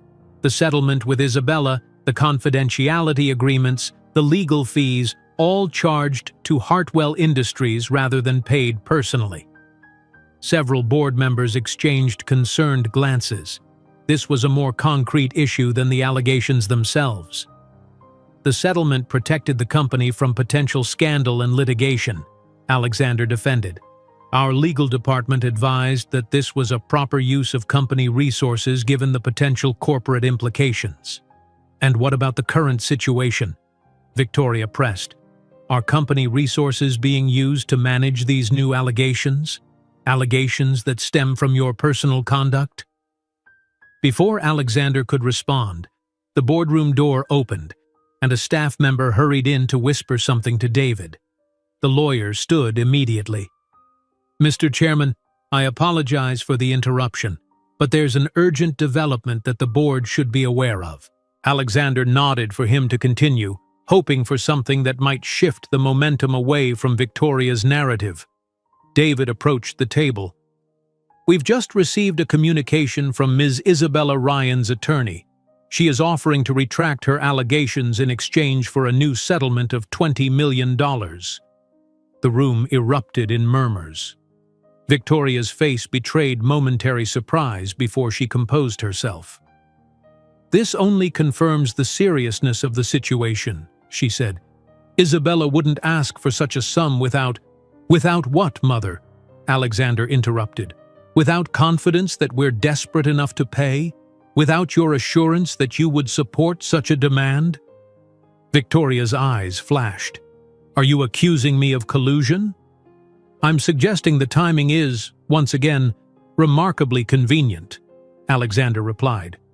"Isabella makes increasingly serious allegations, culminating in this board meeting where you propose replacing me. Then suddenly a settlement demand arrives that would resolve everything, at the company's expense, naturally." Martin Reynolds cleared his throat. "These are serious implications, Alexander. Do you have evidence of coordination between your mother and Ms. Ryan? Alexander hesitated. His suspicions were strong, but proof was still lacking. I believe the pattern speaks for itself. But more importantly, I believe the board should consider Victoria's clear conflict of interest in this matter. Conflict of interest? Victoria repeated, her voice sharp. Yes, Alexander continued, gaining confidence. You've stated your personal bias against my fiancée. You've expressed your preference for Isabella despite her alleged corporate espionage. And now you're using these allegations to propose installing yourself as CEO. The conflict couldn't be more obvious. Several board members nodded thoughtfully. Victoria's carefully constructed narrative was beginning to show cracks. I propose, Alexander continued, that rather than rushing to judgment based on unproven allegations, the board appoint an independent committee to investigate both the claims against me and the timing and circumstances of their emergence. Reynolds nodded. That seems reasonable. And during this investigation? I remain as CEO, Alexander stated firmly, with additional oversight from the committee if the board deems it necessary. The company cannot afford a leadership vacuum or the market uncertainty that would come with a sudden change. Victoria opened her mouth to object, but Eleanor placed a restraining hand on her arm. They conferred quietly for a moment before Victoria addressed the board again. I accept my son's characterization of my concerns as a potential conflict of interest. However, I maintain that these allegations require serious attention. I would support an independent committee, provided it has full investigative authority and reports directly to the board. It was a strategic retreat, Alexander realized. Victoria recognized she'd overplayed her hand with the CEO proposal and was now settling for continued uncertainty and investigation. Still damaging, but less than a complete victory. Then let's put it to a vote, Reynolds suggested. The establishment of an independent committee to investigate all aspects of this situation, with Alexander remaining as CEO under committee oversight until the investigation concludes. The motion passed unanimously, a compromise that satisfied no one completely but prevented immediate disaster for either side. As the meeting adjourned, Alexander checked his watch with concern. It was nearly 10. Sophia would be arriving at Victoria's estate any minute. Sophia sat in the back of the car as it pulled through the ornate gates of Victoria Hartwell's estate. Despite her outward calm, her heart raced. She had insisted on meeting Victoria alone, portraying confidence to Alexander, but the truth was more complicated. This woman had nearly destroyed their wedding and was actively trying to ruin Alexander's reputation and take his company, all while claiming to act out of maternal concern. What kind of person does that to their own child? Sophia wondered as the car followed the curved driveway to the imposing colonial mansion. More importantly, what did Victoria truly want from this meeting? The car stopped at the front entrance where Victoria's housekeeper waited. A petite woman with silver hair pulled into a tight bun. She greeted Sophia with professional courtesy. Ms. Chen, Mrs. Hartwell is expecting you in the conservatory. Please follow me. Sophia followed her through the grand foyer, noting the Hartwell family portraits lining the walls. Generation after generation of stern-faced patriarchs and elegant matriarchs, culminating in a portrait of Victoria, her late husband Richard, and a teenage Alexander. Even in paint, Victoria's eyes seemed to follow her, assessing and judging. The conservatory was a light-filled space at the rear of the house, filled with exotic plants and wicker furniture. Victoria sat at a small table, a tea service arranged before her. She wore a different outfit from the board meeting, a cream-colored dress that softened her appearance, making her look more maternal than corporate. Every detail calculated, Sophia thought. The setting, the clothing, the timing, all designed to create a specific impression. Sophia, Victoria rose, extending her hand.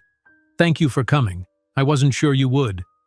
Sophia accepted the handshake, noting Victoria's firm grip. I believe in addressing issues directly, Mrs. Hartwell. Please call me Victoria. We're practically family after all. She gestured to the chair across from her. Tea? Thank you, Sophia replied, taking the seat but maintaining perfect posture. She would not be intimidated in this woman's domain. Victoria poured tea with practiced grace, her movements elegant and precise. I imagine Alexander wasn't pleased about our meeting. He trusts my judgment, Sophia replied evenly. A slight smile touched Victoria's lips. And yet he doesn't trust mine. Interesting, isn't it? How selective trust can be. Sophia accepted the teacup Victoria offered. I didn't come here to debate Alexander's trust issues.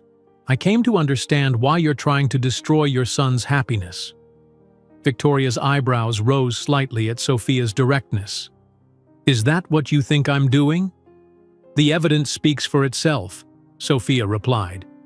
You threatened Alexander with secret surfacing, and the next day, Isabella Ryan emerges with her allegations. You've undermined his position at the company and tried to replace him as CEO. And you've made your disapproval of me quite clear from the beginning. Victoria sipped her tea, studying Sophia over the rim of her cup. You're more forthright than I expected. Good. That will make this conversation more productive. She set down her cup precisely. Sophia, what do you know about the Hartwell family, beyond Alexander's sanitized version? I know your husband built Hartwell Industries from a modest manufacturing company into a global conglomerate, Sophia answered. I know Alexander has expanded it further since taking over, and I know the Hartwells are considered old money with all the social expectations that entails.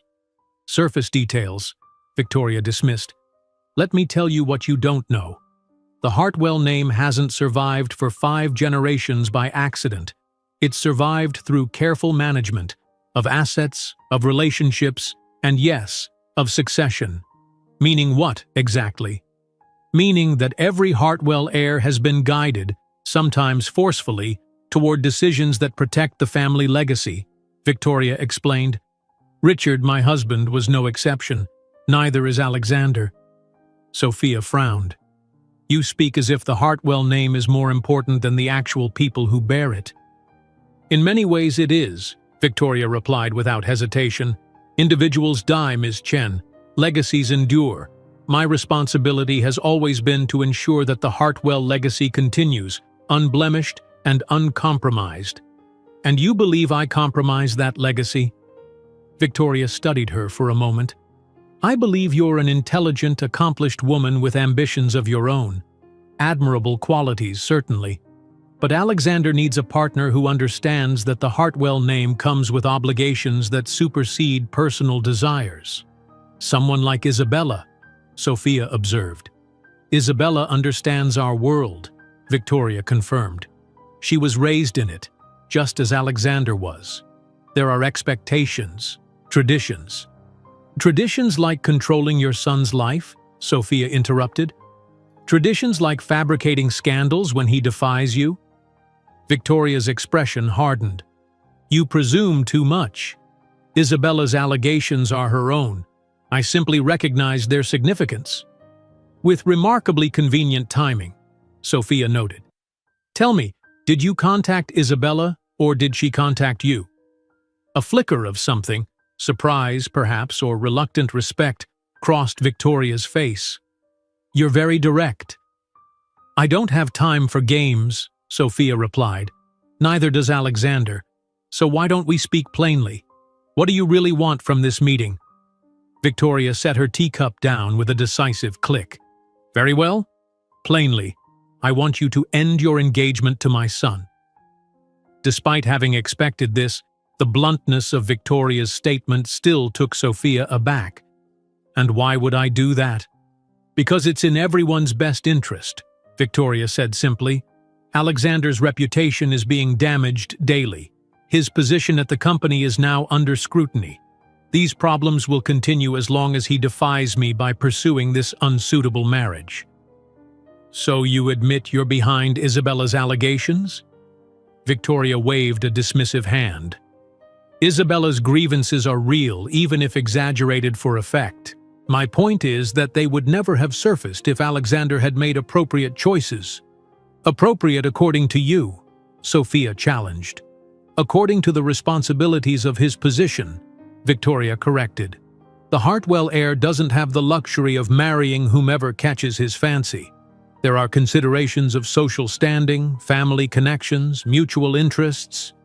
Love? Sophia suggested. Victoria's smile was cold. A lovely sentiment for greeting cards. In our world, successful marriages are partnerships of compatible backgrounds and aligned objectives. That's a bleak perspective. It's a realistic one, Victoria countered. Look at your own parents, a mathematics professor and a pediatrician. Similar educational backgrounds, compatible professional demands, shared cultural values. That's not coincidence, Ms. Chen. That's the foundation of lasting unions. Sophia was unsettled by Victoria's research into her family, but kept her expression neutral. And what do you propose as an alternative? Alexander marries Isabella despite her betrayal? Isabella's indiscretion was youthful poor judgment, Victoria dismissed. She's matured. And yes, I believe she and Alexander could rebuild a suitable relationship with time. While you regain control of the company, Sophia added. Victoria didn't deny it. Alexander has shown questionable judgment. The board agrees that additional oversight is appropriate. And if I refuse to end our engagement? Then the current unpleasantness continues, Victoria said matter-of-factly. More allegations will surface. More questions will be raised about Alexander's character and judgment. The independent committee will find it necessary to limit his authority further. His professional reputation, which he values above all else, will be systematically dismantled. Sophia felt cold anger rising within her. You would destroy your own son's life to maintain control? I would guide him back to the path that serves his true interests, Victoria corrected. Sometimes that requires difficult measures. You truly believe you're helping him, Sophia realized, astonished by Victoria's self-justification. I know I am, Victoria replied with absolute certainty. Alexander has always needed firm guidance. His father was too indulgent, too willing to let Alexander follow his impulses. That's why Richard appointed me as majority shareholder, not Alexander. He knew our son needed continued direction. This was new information to Sophia. Alexander believes he was given limited shares because his father wanted him to prove himself first. Victoria's smile was almost pitying. A comforting interpretation. The truth is that Richard knew Alexander's tendency to be swayed by emotion rather than strategy. It made him vulnerable to manipulation by people who might not have the Hartwell interests at heart. People like me? Sophia asked pointedly. I don't know your intentions, Ms. Chen, Victoria replied. But I know you don't understand our world or the responsibilities that come with the Hartwell name. That alone makes you unsuitable, regardless of your personal qualities. Sophia was silent for a moment, processing Victoria's distorted worldview. Has it occurred to you that Alexander might be a better judge of his own happiness than you are? Happiness is fleeting, Victoria dismissed. Legacy is eternal. Alexander will understand that eventually. And in the meantime, you'll continue this campaign against him? Against us? I'll do whatever is necessary to protect the Hartwell name, Victoria confirmed. The question is whether you will selfishly persist in a relationship that damages Alexander or step aside for his greater good. Sophia set down her untouched tea. I have a counter-proposal. Victoria raised an eyebrow. I'm listening. End this vendetta now, Sophia said firmly. Call off Isabella, withdraw your opposition to our marriage, and support Alexander's leadership at the company. In exchange, I'll ensure that the Hartwell traditions and legacy are respected in our future together. Victoria's laugh was soft but dismissive. You can't possibly understand our traditions, let alone uphold them. I understand loyalty, integrity, and family devotion, Sophia countered, which seemed notably absent from your version of the Hartwell legacy. Victoria's expression hardened. You've made your position clear, as have I. I had hoped you might be reasonable, but I see Alexander has already poisoned you against me. Alexander has defended you far more than you deserve. Sophia replied, rising from her seat. Even now, he wants to believe you're motivated by misguided love rather than pure control. You know nothing about my relationship with my son, Victoria said coldly. I know you're willing to destroy him, to control him, Sophia replied, and that tells me everything I need to know about your version of maternal love. She turned to leave, but Victoria's voice stopped her. One last thing, Ms. Chen. Did Alexander tell you about the Hartwell Trust? Sophia turned back, wary of this new topic. What trust? Victoria's smile was triumphant. The majority of Alexander's personal wealth, separate from his company shares, is held in a family trust established by his grandfather.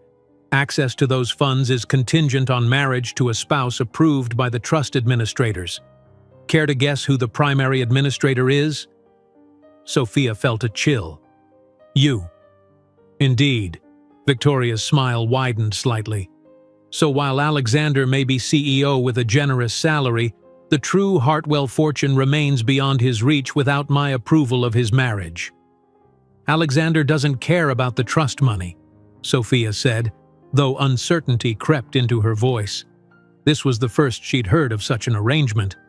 Perhaps not now, Victoria agreed, but the trust holds over $2 billion, Ms. Chen.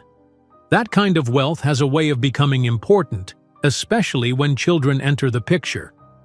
Would you deny your future children their rightful inheritance? The question struck home. Sophia and Alexander had talked about having children, about the kind of parents they wanted to be.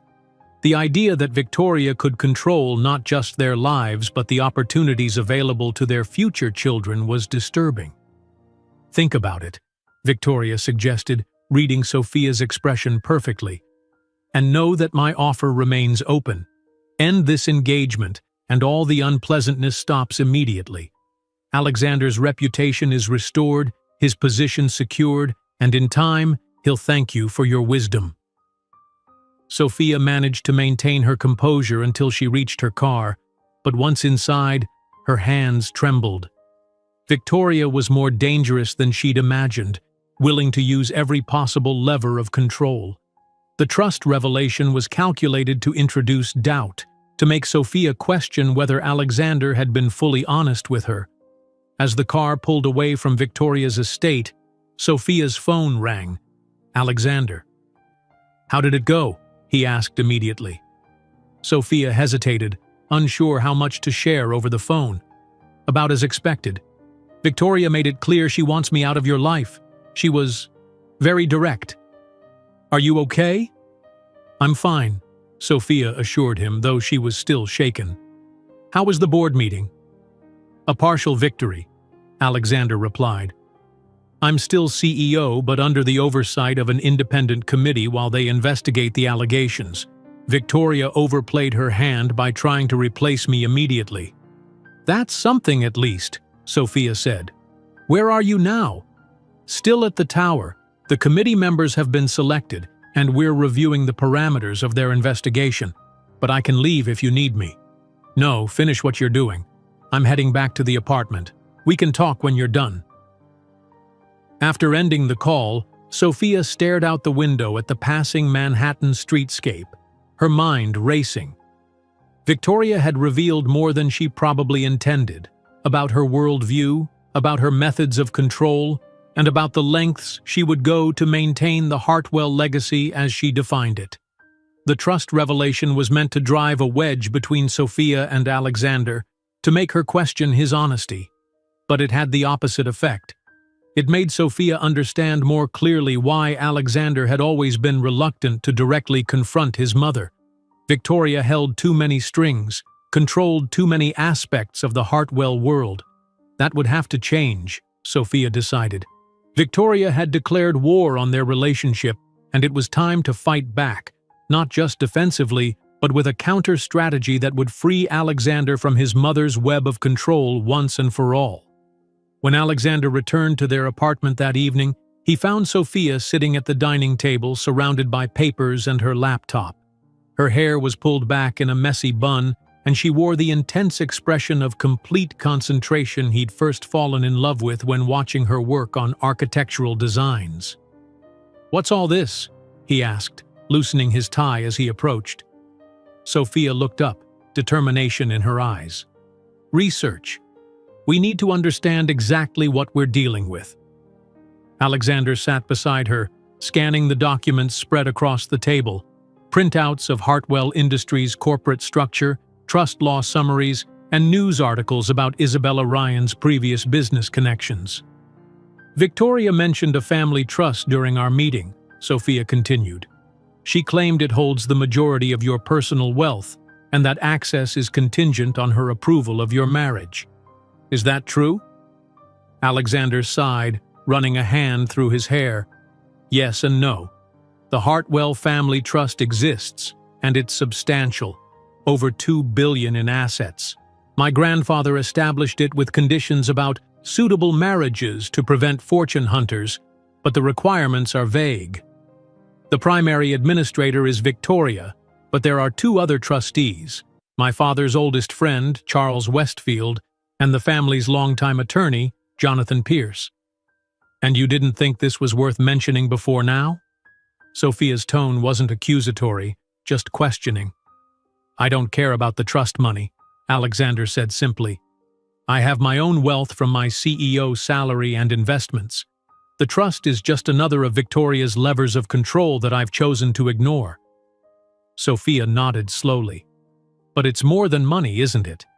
It's about legacy, position, influence, all the things Victoria values above actual human relationships." "You figured her out quickly," Alexander observed with a grim smile. "She wasn't subtle," Sophia replied. "She truly believes she's protecting the Hartwell name by destroying our relationship.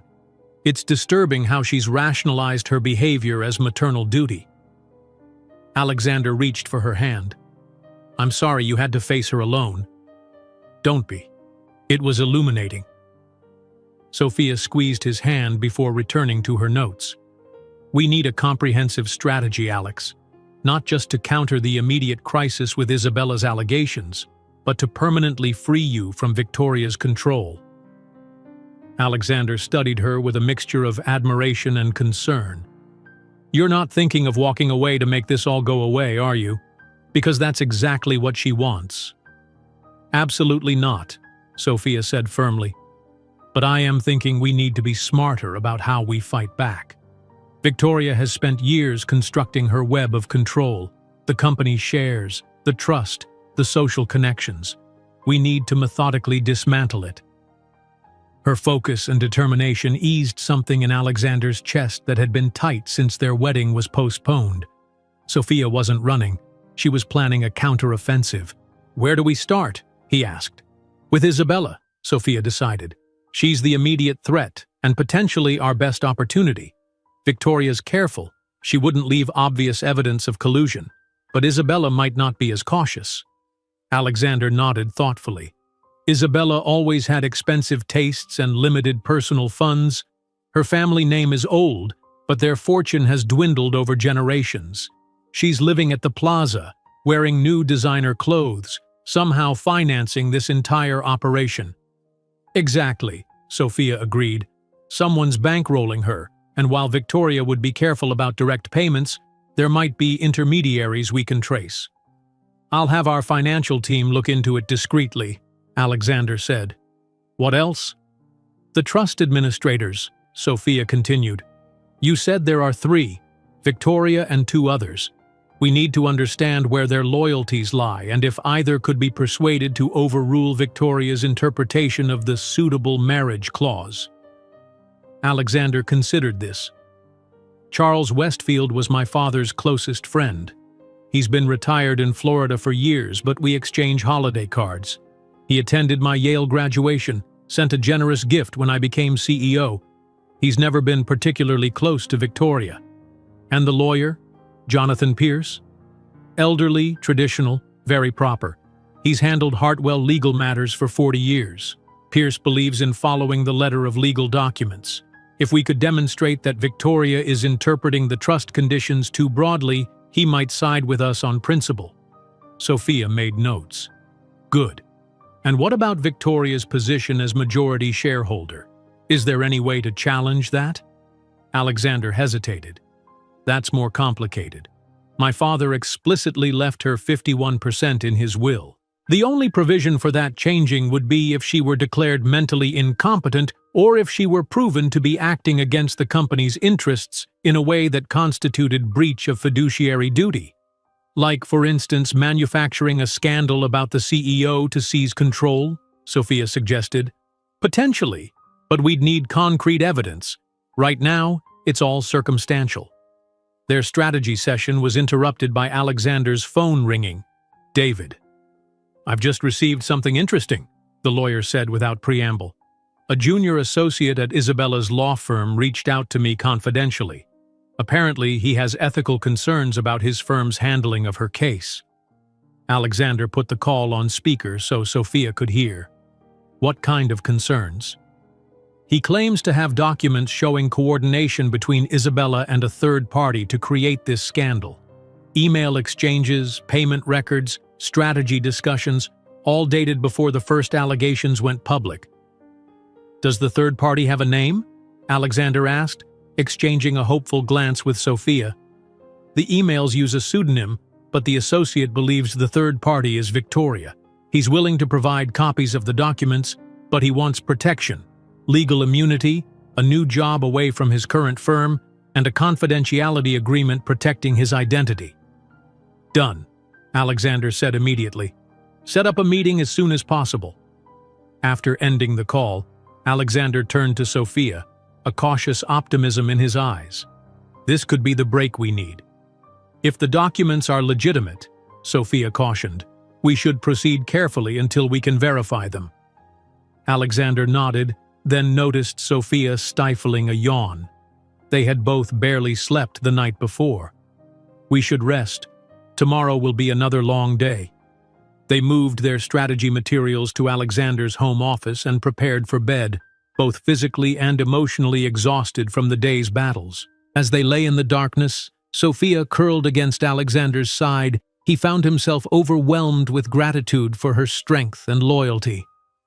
I wouldn't blame you if you decided this wasn't worth the trouble, he said softly. Victoria's going to keep fighting us with everything she has. Sophia propped herself up on one elbow, looking down at him in the dim light filtering through the curtains. Alexander Hartwell, after everything we've been through in the last 48 hours, do you really think I'm going to run away because your mother is being difficult? Despite everything, Alexander laughed. Difficult might be the understatement of the century. True, Sophia agreed with a small smile. But she's underestimated both of us, especially you. Me? Yes, you. Sophia's expression grew serious. Victoria sees you as the boy she could control, not the man you've become. She doesn't understand that every manipulation, every attempt to dictate your life has only made you stronger and more determined to live on your own terms. Alexander was silent for a moment, absorbing her words. I've spent my whole life trying to earn her approval while simultaneously resenting her control. It's exhausting. And unnecessary, Sophia added gently. You don't need her approval, Alex. You never did. She was right, Alexander realized. His need for Victoria's approval had been a chain he'd forged himself, link by link, over decades. Even as he'd built his own success, expanded the company beyond his father's wildest dreams, part of him had still been seeking the maternal validation Victoria had always withheld. When did you get so wise? He asked, pulling Sophia closer. I've always been wise, she teased. It's why you fell in love with me. One of many reasons, he agreed, kissing her softly. They fell asleep entwined, a brief respite before the next day's battles. Morning brought a flurry of developments. David called to report that he had obtained the promised documents from Isabella's law firm associate and was reviewing them. James arrived with news that the independent committee had scheduled interviews with both Alexander and Victoria for later that day, and Sophia's parents called to check in, offering their continued support despite the unfolding drama. While Alexander prepared for his committee interview, Sophia met with her friend Mia, a journalist she trusted, to discuss a potential counter-narrative to the stories Isabella was feeding the press. They wouldn't fabricate anything, but they could ensure that Alexander's side of the story received equal attention.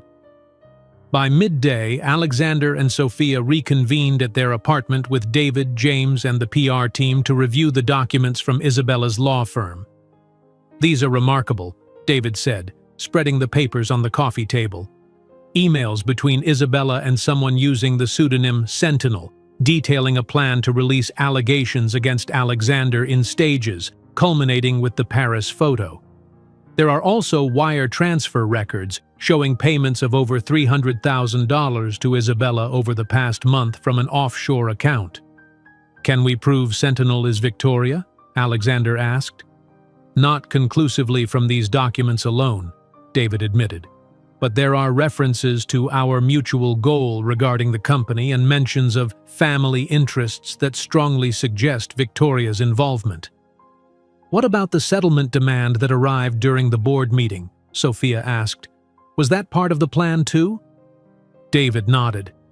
"According to these strategy notes, the settlement demand was designed to create the impression that Isabella's motives were financial, making her allegations seem less credible if we accepted or more damaging if we refused." "A win-win for them either way," James observed grimly. "Not necessarily," Alexander said, studying the documents. "If Isabella's primary motivation appears to be money, it undermines Victoria's narrative that she's a traumatized victim speaking out from moral obligation." Sophia nodded. "And if we can connect Victoria to the payments Isabella has already received, it destroys Victoria's credibility with the board." "There's something else," David said, extracting a particular email. "Isabella expresses concern at several points about going too far with the allegations, suggesting there are lines she won't cross. In this exchange, Sentinel pressures her to release the Paris photo, and she initially refuses, saying it crosses into actual defamation." "Meaning she acknowledges it's false," Alexander concluded, a weight lifting from his shoulders. "Can we use this?" "Carefully," David cautioned. "These documents were obtained through questionable means. We can't just release them to the press or present them directly to the board without risking legal complications." "But we can use the information to guide our investigation," James suggested. "Now that we know what we're looking for, we can find legitimate ways to uncover the same evidence." Alexander checked his watch. "My committee interview is in an hour. Should I mention any of this?" "Not directly," David advised. "But you can suggest areas they might want to investigate. Isabella's sudden financial improvements, the suspicious timing of each allegation, the potential involvement of someone with a vested interest in damaging your reputation." As Alexander prepared to leave for his interview, his phone rang with an unfamiliar number. When he answered, a woman's voice spoke rapidly in a heavy French accent. "Mr. Hartwell? This is Marie Dupont. I was the head housekeeper at Le Grand Paris when you stayed there 6 years ago. I read about these terrible accusations against you, and I remember the incident with Mademoiselle Ryan. I wish to help." Alexander put the call on speaker. "Madame Dupont, thank you for reaching out. What do you remember about that night?" "I was supervising the evening cleaning when we received complaints about noise from your suite. When security and I arrived, Mademoiselle Ryan was crying. There was broken glass, and you were keeping your distance, looking very upset. You explained she had thrown a glass and then fallen. I helped her to the bathroom to clean a small cut on her cheek." "Did she say anything to you?" Alexander asked. "Yes, this is why I call. While I was helping her, she was very angry, saying you had discovered something on her computer and that you would regret breaking up with her. She said, 'He thinks he can just discard me? I'll make him pay.' I reported this to the hotel manager because it concerned me." Alexander exchanged hopeful glances with Sophia and David. "Would you be willing to provide a formal statement about what you witnessed?" "Of course. I have already written it down. The hotel keeps incident reports too. I can help you obtain a copy." After thanking Madame Dupont profusely and arranging for David to take her official statement, Alexander felt renewed hope. Finally, concrete evidence was emerging to counter Isabella's narrative. "This is the turning point," Sophia said, squeezing his hand. "The truth is starting to come out." Alexander nodded, though caution tempered his optimism. "Yes, but Victoria won't give up easily. If anything, she'll become more dangerous as she gets desperate." How right he was would become apparent sooner than any of them expected. Alexander's interview with the independent committee went better than expected. Without directly referencing the documents from Isabella's law firm, he raised pointed questions about the timing and escalation of her allegations, suggesting the committee investigate who might benefit from damaging his reputation. He also shared Madame Dupont's call and her forthcoming statement about the Paris incident. Martin Reynolds, who had been appointed committee chair, seemed particularly interested in this development. If the hotel housekeeper's account can be verified, it directly contradicts Ms. Ryan's version of events. "My legal team is working to obtain the hotel's incident report," Alexander replied. "I believe it will support Madame Dupont's recollection." When Alexander returned to the apartment, he found Sophia deep in conversation with James and a man he didn't recognize, silver-haired, distinguished, with the bearing of someone accustomed to authority. "Alexander," Sophia greeted him with a warm smile, "I'd like you to meet Charles Westfield." Alexander was momentarily stunned. Charles Westfield, his father's oldest friend and one of the 3 trustees of the Hartwell Family Trust, had been on their strategic list just the night before. "Charles," Alexander recovered quickly, extending his hand. "This is an unexpected pleasure." "I apologize for arriving unannounced," Westfield said, his voice carrying the slight southern drawl Alexander remembered from his childhood. "When Sophia called this morning, I felt the matter warranted immediate attention. I flew up from Palm Beach on the first available flight." "I'm grateful," Alexander assured him, taking a seat, "though I'm curious how you two connected." Sophia exchanged a glance with James. "After our strategy session last night, I asked James to help me reach out to Charles. We thought having an ally among the trust administrators could be crucial. And I'm glad she did," Westfield added. "Alexander, I've been following these allegations against you with great concern. They don't align with the young man I've known all your life, nor with the capable CEO I've observed these past 5 years." Alexander nodded gratefully. "Thank you, Charles. That means a lot, especially now. Sophia has been filling me in on Victoria's involvement," Westfield continued, his expression grave. "I can't say I'm entirely surprised. Your mother has always been formidable in pursuing what she believes is right for the Hartwell name." "Formidable is a generous description," Alexander said dryly. Westfield's lips quirked in a brief smile. "Your father would agree. Richard admired Victoria's strength and strategic mind, but he was not blind to her controlling nature. It's why he structured the trust as he did, with 3 administrators rather than giving Victoria sole authority." This was new information to Alexander. "I always assumed the 3-administrator structure was traditional, not specifically designed to check Victoria's power." "Oh no," Westfield shook his head. "Richard was quite explicit in his instructions to me. He said, 'Charles, Victoria will try to use the trust to keep Alexander on what she considers the right path. Your job is to ensure the boy has room to find his own way.'" Alexander felt a rush of emotion at this revelation about his father's foresight and care. "I had no idea." "Richard was more perceptive than he sometimes appeared," Westfield said kindly. "He recognized that Victoria's love, while genuine, could become suffocating if left unchecked." "And now she's using the trust as a weapon," Sophia interjected, "threatening to deny Alexander access because she doesn't approve of me." Westfield's expression hardened. "That is not how the trust was intended to function. The suitable marriage clause was meant to protect against fortune hunters and truly unsuitable partners, criminals, those with severe addiction issues, people clearly seeking to exploit the Hartwell name. He turned to Sophia with genuine warmth. From everything I've observed and what James has told me, you are none of those things.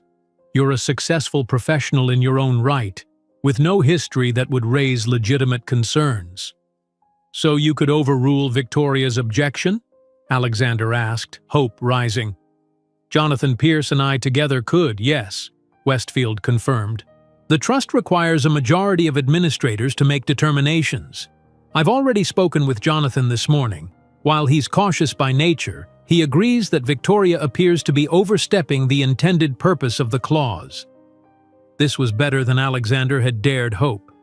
With the trust weapon potentially neutralized, Victoria would lose a significant lever of control. There's more we need to discuss, Westfield continued, his expression turning serious. Your father left me a letter to be shared with you if Victoria ever attempted to remove you from company leadership. Given recent events, I believe it's time you read it. From his briefcase, Westfield withdrew an envelope, yellowed slightly with age, with Alexander's name written in his father's distinctive handwriting. With slightly trembling hands, Alexander accepted it. I'll give you some privacy, Westfield offered, standing. No, please stay, Alexander requested. All of you. Whatever this contains affects us all now. He carefully opened the envelope and unfolded the letter inside, dated just months before his father's unexpected death from a heart attack 7 years ago. Alexander, he read aloud, if you're reading this, it means Victoria has made a move to take control of the company from you. I hoped this day would never come, but I've known my wife long enough to prepare for the possibility. First, you should know that my decision to make Victoria majority shareholder was not due to any lack of faith in you. Rather, it was the only compromise that would satisfy her when I insisted you become CEO. Victoria wanted both roles for herself, believing she was better suited to protect the Hartwell legacy. However, I built in safeguards she doesn't know about. In the company bylaws, under Section 12, Paragraph 7, there is a provision that any shareholder proven to be acting against the company's interests through deliberate market manipulation, internal sabotage, or public disparagement can have their voting rights suspended pending board review. Additionally, I established a secondary trust, separate from the family trust, that holds 5% of company shares in your name. These shares are currently held by Westfield Financial Services, with Charles as trustee. They become available to you upon either your 40th birthday or in the event that Victoria attempts to force you out as CEO. Combined with your existing 29%, these additional shares would bring your ownership to 34%. While still not a majority, it would give you significantly more leverage with the board and other shareholders. I'm sorry for the complications my arrangements have created. I loved Victoria deeply, but I recognized her need for control could become destructive if left unchecked. I believed you needed the chance to lead without constant interference, to make your own mistakes and achievements. Trust your instincts, son. You have always had better judgment than I did at your age. And know that whatever happens, I am proud of the man you've become. Your father, Richard Hartwell. Alexander lowered the letter, emotion making it difficult to speak. His father had anticipated Victoria's actions and quietly prepared countermeasures years in advance. The revelation was both comforting and painful, evidence of his father's love and foresight, but also of how well Richard had understood Victoria's controlling nature. The additional shares, Alexander finally said, looking at Westfield. They're real? Westfield nodded. Very real. Westfield Financial Services has held them in trust since Richard's death. As of this morning, in light of Victoria's actions, I've initiated the transfer to your personal ownership. The paperwork should be complete within 48 hours. This changes everything, James said, excitement in his voice. With 34%, you'd need just 17% more from other shareholders to effectively counter Victoria's control. And the board provision about shareholder misconduct, Sophia added. That's exactly what we need to address Victoria's collaboration with Isabella. Alexander reread the relevant paragraph in his father's letter. "David needs to see this immediately. If we can prove Victoria orchestrated this scandal to undermine me, we could have her voting rights suspended, which would temporarily make you the largest active shareholder," Westfield concluded. Richard was quite thorough in his contingency planning. Alexander was still processing these revelations when his phone rang. David again. "Alexander, we have confirmation from Legrand Paris," the lawyer reported excitedly. "They located the incident report from 6 years ago, and it completely supports Madame Dupont's account. Isabella was intoxicated, threw glassware during an argument, and fell against a table. There was no indication of any physical altercation instigated by you." "That's excellent," Alexander replied. "Can you get a certified copy?" "Already done. And there's more. The hotel security officer who responded that night still works there. He's provided a statement confirming the report's accuracy and noting that Isabella's behavior seemed deliberately dramatic, as if performing for an audience." After ending the call, Alexander updated the others on this new development. The momentum was clearly shifting in their favor, evidence accumulating that would expose Victoria and Isabella's deception. "We should move quickly," Westfield advised. "Victoria won't surrender easily, and she may have other contingencies planned." As if summoned by his words, Alexander's phone chimed with a news alert. "Breaking. New witness comes forward in Hartwell scandal." With a sense of dread, Alexander opened the article. The new witness was Eleanor Whitmore, Victoria's friend and board member, claiming she had witnessed Alexander verbally abusing Isabella at a charity gala years ago and had always worried his temper might escalate to physical aggression. "They're doubling down," Sophia observed, reading over his shoulder. "Victoria must be getting desperate." "Good," James said with unexpected satisfaction. "Desperate people make mistakes." Alexander's phone rang again. Martin Reynolds from the Independent Committee.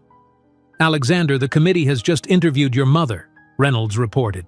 "I thought you should know immediately that her testimony contained several inconsistencies when pressed about her prior knowledge of Ms. Ryan's allegations." "What kind of inconsistencies?" Alexander asked, putting the call on speaker. "First, she claimed to have been completely surprised by Isabella's allegations, but then referenced details that weren't public before Isabella came forward. When questioned about this, she became defensive and changed her story several times." "Did she admit to any coordination with Isabella?"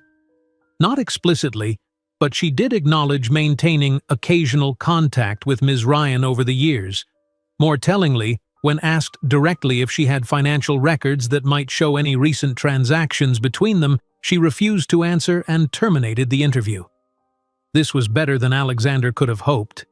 Victoria was unraveling under scrutiny, making exactly the kind of mistakes James had predicted. "There's one more thing," Reynolds added. "Ms. Ryan has requested an opportunity to amend her statement to the committee. Her lawyer indicated she wishes to clarify certain aspects of her previous allegations."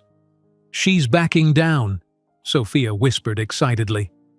Alexander thanked Reynolds for the update, a cautious optimism building. The carefully constructed narrative Victoria and Isabella had created was beginning to collapse under the weight of contradictory evidence and their own inconsistencies. "What's our next move?" he asked, looking around at the impromptu war council gathered in his living room.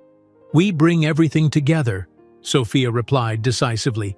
"The hotel evidence, Victoria's inconsistent testimony, your father's letter and the bylaw provision, the trust administrator's position.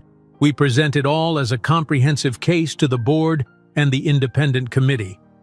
Westfield nodded approval. "A single, coordinated presentation will have more impact than addressing each issue separately." "And timing is crucial," James added. "We should move before Victoria can regroup or Isabella can construct a new narrative." Alexander felt a surge of determination. After days of playing defense, they were finally taking control of the situation. Victoria had underestimated not just him and Sophia, but the network of support they could mobilize. James's loyalty, Westfield's integrity, the hotel staff's honesty, even his father's foresight from beyond the grave. Let's do it, he decided. David can compile all the evidence into a comprehensive presentation. We'll request an emergency joint meeting of the board and the independent committee for tomorrow morning. As the others began making calls and organizing materials, Alexander pulled Sophia aside. "Thank you," he said quietly, "for believing in me, for fighting alongside me, for reaching out to Charles, for all of it." Sophia smiled, touching his face gently. "That's what partners do, Alexander. We face challenges together." He kissed her, a brief but tender moment amid the strategic planning surrounding them. Whatever happened tomorrow, Alexander knew with absolute certainty that choosing Sophia as his life partner was the wisest decision he had ever made, regardless of what Victoria or anyone else thought of their match. The next morning dawned bright and clear, a stark contrast to the storm of emotions Alexander felt as he prepared for the emergency joint meeting of the board and independent committee. He and Sophia had worked late into the night with David, James, and Charles Westfield, assembling their case against Victoria and Isabella. "Ready?" Sophia asked, straightening Alexander's tie as they prepared to leave their apartment. "As I'll ever be," he replied, drawing strength from her steady presence. "Are you sure you want to attend? It could get ugly." "I wouldn't miss it," Sophia assured him. "We face this together, remember?" They arrived at Hartwell Tower to find the executive floor buzzing with activity. Board members and committee members mingled in small groups, their hushed conversations stopping abruptly when Alexander and Sophia appeared. Alexander noted the expressions ranging from sympathy to curiosity to judgment. David met them by the elevator, his expression cautiously optimistic. "Isabella's lawyer called this morning. She wants to meet before the joint session begins." "Why?" Alexander asked warily. He wouldn't say specifically, but hinted that she's reconsidering her position and wants to explore resolution options before things go further. "It could be a trap," Sophia warned. "Or she could be jumping ship," James suggested, joining them. "The hotel evidence is damning, and if she senses Victoria might not protect her, she might be looking to save herself." Alexander considered his options. "Let's hear what she has to say. David, you'll come with me. Sophia, can you and James finish preparing with Charles for the main meeting?" Sophia nodded, though concern lingered in her eyes. "Be careful. Remember everything we've learned about Isabella's tactics." Isabella was waiting in a small conference room, looking markedly different from their last encounter. Gone was the polished, confident socialite. In her place sat a nervous woman in a simple black dress, her hair pulled back severely, her makeup minimal. Her lawyer, a middle-aged man with an expensive suit and perpetual frown, sat beside her. "Alexander?" she greeted him, her voice lacking its usual poise. "Thank you for agreeing to meet." "Let's skip the pleasantries," Alexander replied, taking a seat across from her with David beside him. "You requested this meeting. Why?" Isabella's lawyer cleared his throat. "My client wishes to make a good faith effort to resolve the current situation without further escalation.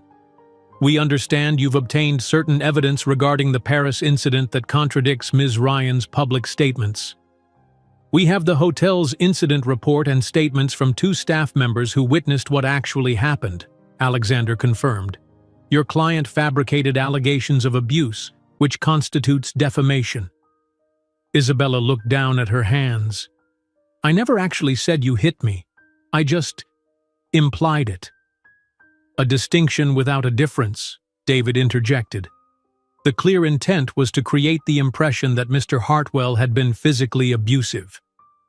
"What do you want, Isabella?" Alexander asked directly. She lifted her gaze to meet his. "Protection. Victoria promised she would handle everything, that I just needed to follow her script and I'd be taken care of. But now the hotel evidence has emerged, and she's not answering my calls. My lawyer says I could face serious legal consequences." "You should have considered that before making false allegations," Alexander said coldly. "You don't understand. Isabella insisted, a hint of her old desperation breaking through. "Victoria approached me months ago, right after your engagement was announced.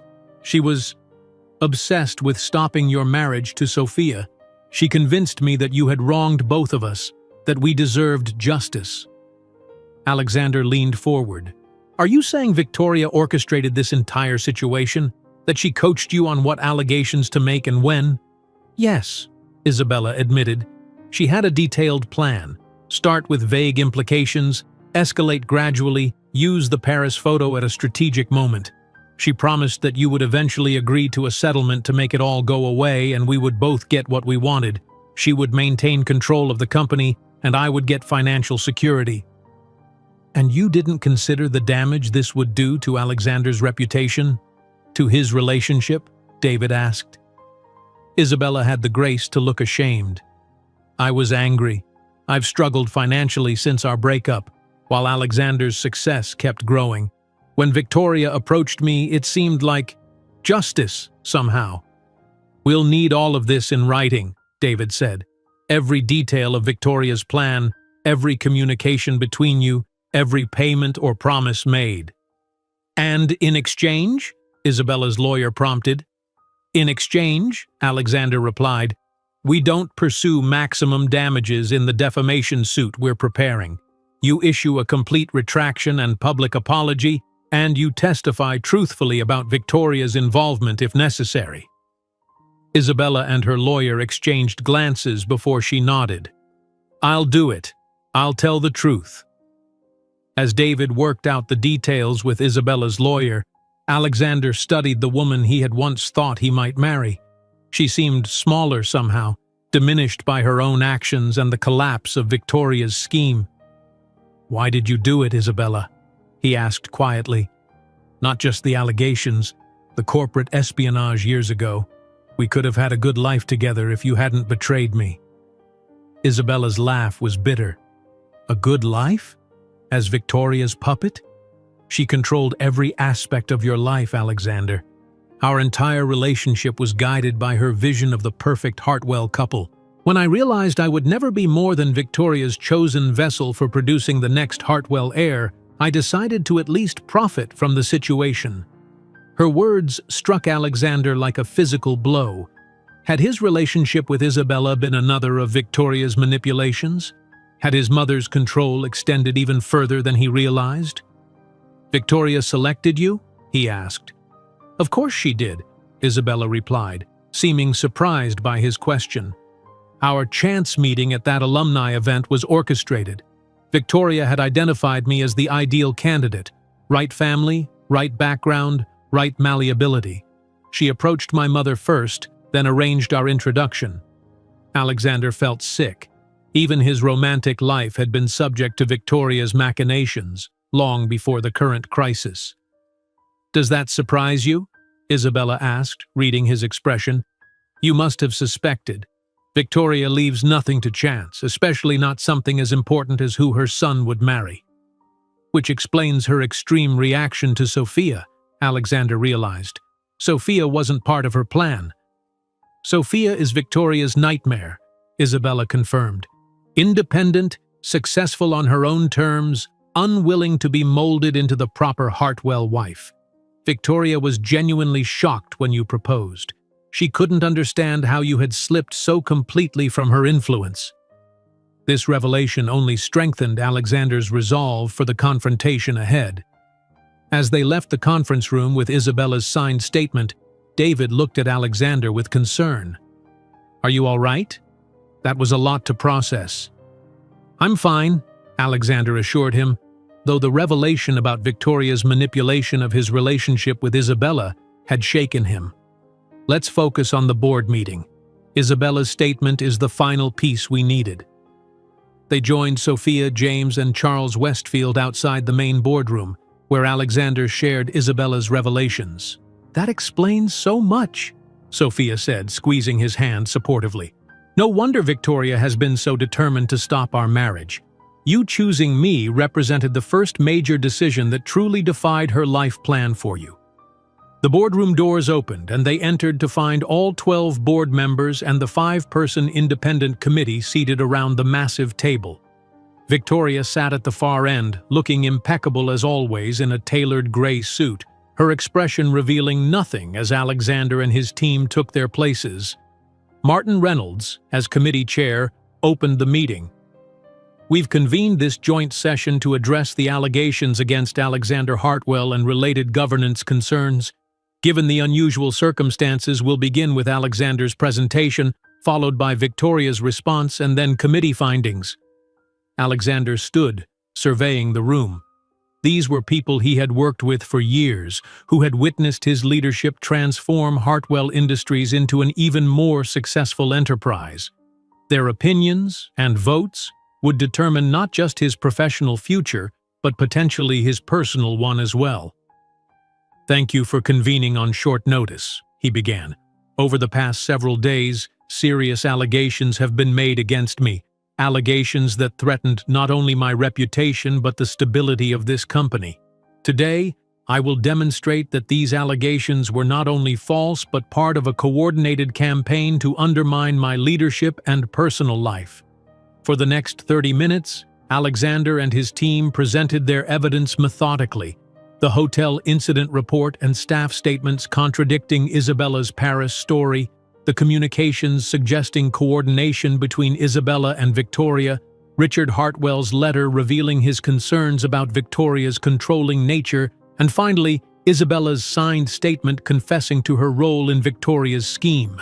As each piece of evidence was presented, Alexander watched the board members' expressions shift from skepticism to concern to outright alarm.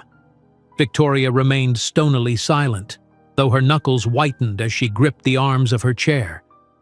"In light of this evidence," Alexander concluded, "I invoke Section 12, Paragraph 7 of the company bylaws, which provides for the suspension of shareholder voting rights when a shareholder has acted against company interests through deliberate market manipulation or public disparagement.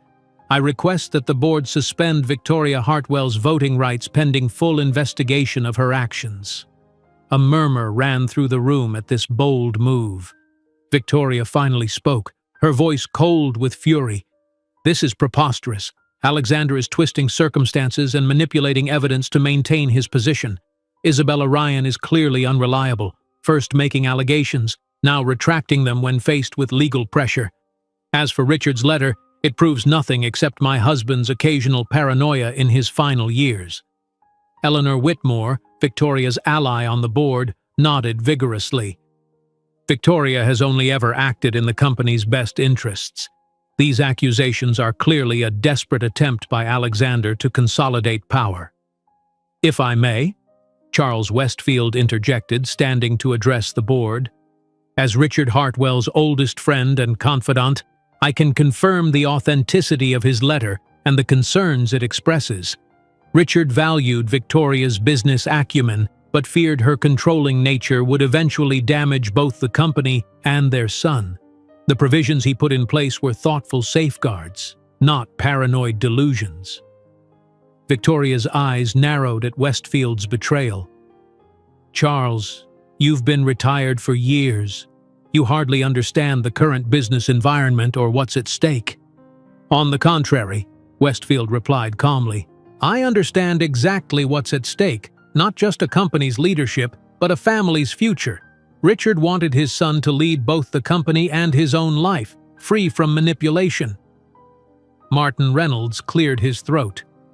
"The committee has also reviewed significant evidence, including testimony from both Victoria and Alexander, statements from Ms. Ryan and her legal team, and the hotel documentation from Paris. Our preliminary conclusion is that the allegations against Alexander appear to have been fabricated or grossly exaggerated, with concerning indications of coordination to create a false narrative." Victoria stood abruptly. "This is absurd.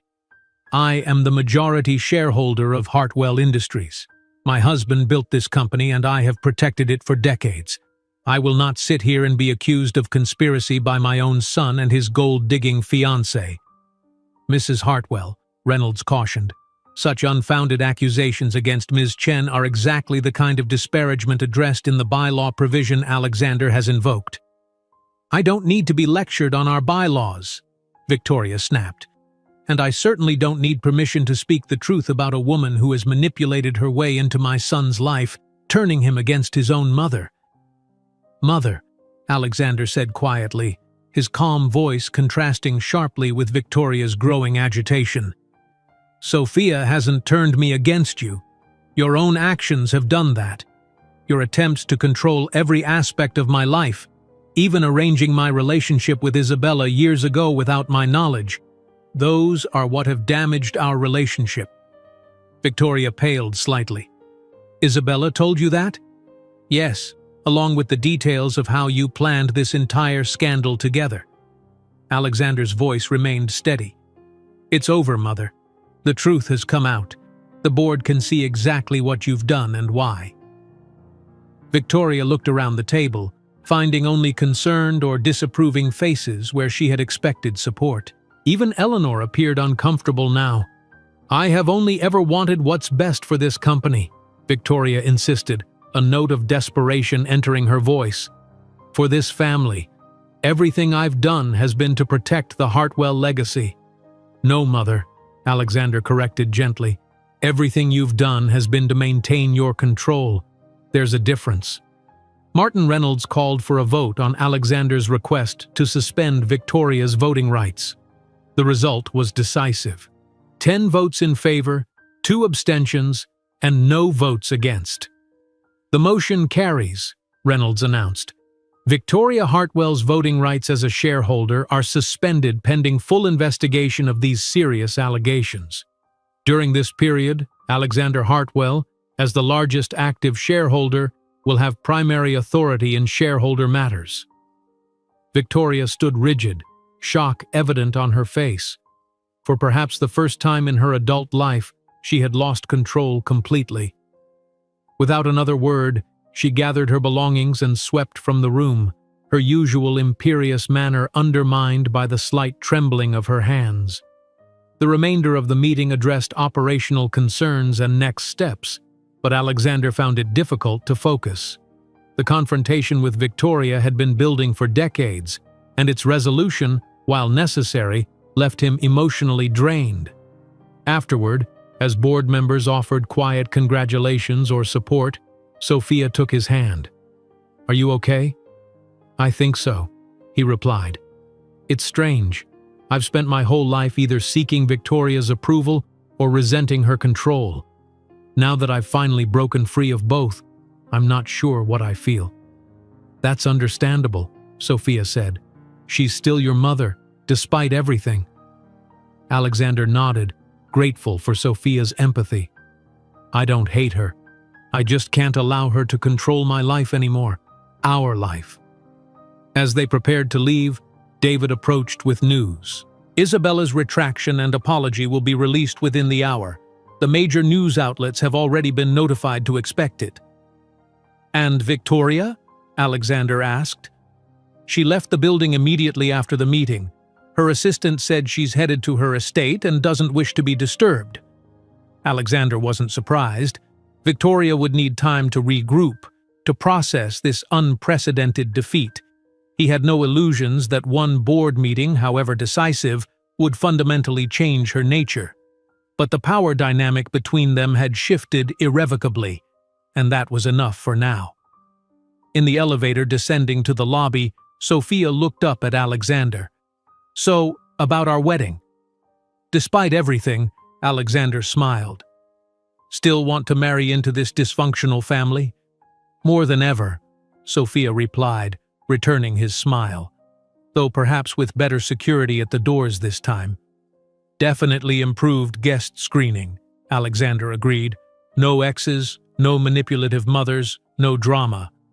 Just us," Sophia said, promising to face whatever comes next together.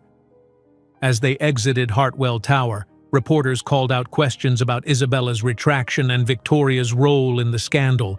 Alexander and Sophia walked past without comment, their focus not on the past few days of chaos, but on the future they would build together, a future defined by their choices, not Victoria's manipulations. 2 weeks later, Alexander stood at the altar in the garden of their Hamptons home, watching Sophia walk toward him in a simple but elegant gown. The wedding was smaller than originally planned, just 50 close friends and family, including Sophia's beaming parents and James as best man. Victoria had not been invited, a decision that had been difficult but necessary. The investigation into her actions was ongoing, and Alexander had made it clear that any future relationship between them would require her to respect boundaries and acknowledge the damage she had caused. Charles Westfield sat in the front row, representing the Hartwell side of the family with genuine warmth and support. Beside him was Jonathan Pierce, who had ultimately sided with Westfield in officially approving Sophia as a suitable marriage under the trust provisions, ensuring Alexander's access to his full inheritance. As Sophia reached him, radiant with happiness, Alexander felt a profound sense of peace. The path to this moment had been unexpectedly turbulent, but perhaps that was fitting. Their relationship had been tested early and proven resilient, a stronger foundation for marriage than the carefully controlled union Victoria would have arranged. "Dearly beloved," the officiant began, "we are gathered here today to celebrate the union of Alexander and Sophia, who have already demonstrated their commitment to facing life's challenges together." Alexander squeezed Sophia's hands, thinking of all they had overcome in the past few weeks and all they would build together in the years ahead. Victoria had been wrong about so many things, but perhaps her greatest error was failing to recognize that true legacy isn't about controlling the future but nurturing it, allowing it to grow in its own unique direction. As they exchanged their vows, Alexander silently added one more promise to himself and to Sophia: to remember this lesson, to value freedom over control, and to always choose love over legacy. In the end, that would be his true rebellion against Victoria's worldview. Not the company victories or the boardroom confrontations, but this: building a marriage based on partnership rather than possession, on mutual respect rather than control, on genuine love rather than strategic alliance. And in that choice, Alexander Hartwell finally found complete freedom from his mother's golden chains. If you enjoyed today's video, I'm sure you'll love the next one. Don't waste time. Just click on the screen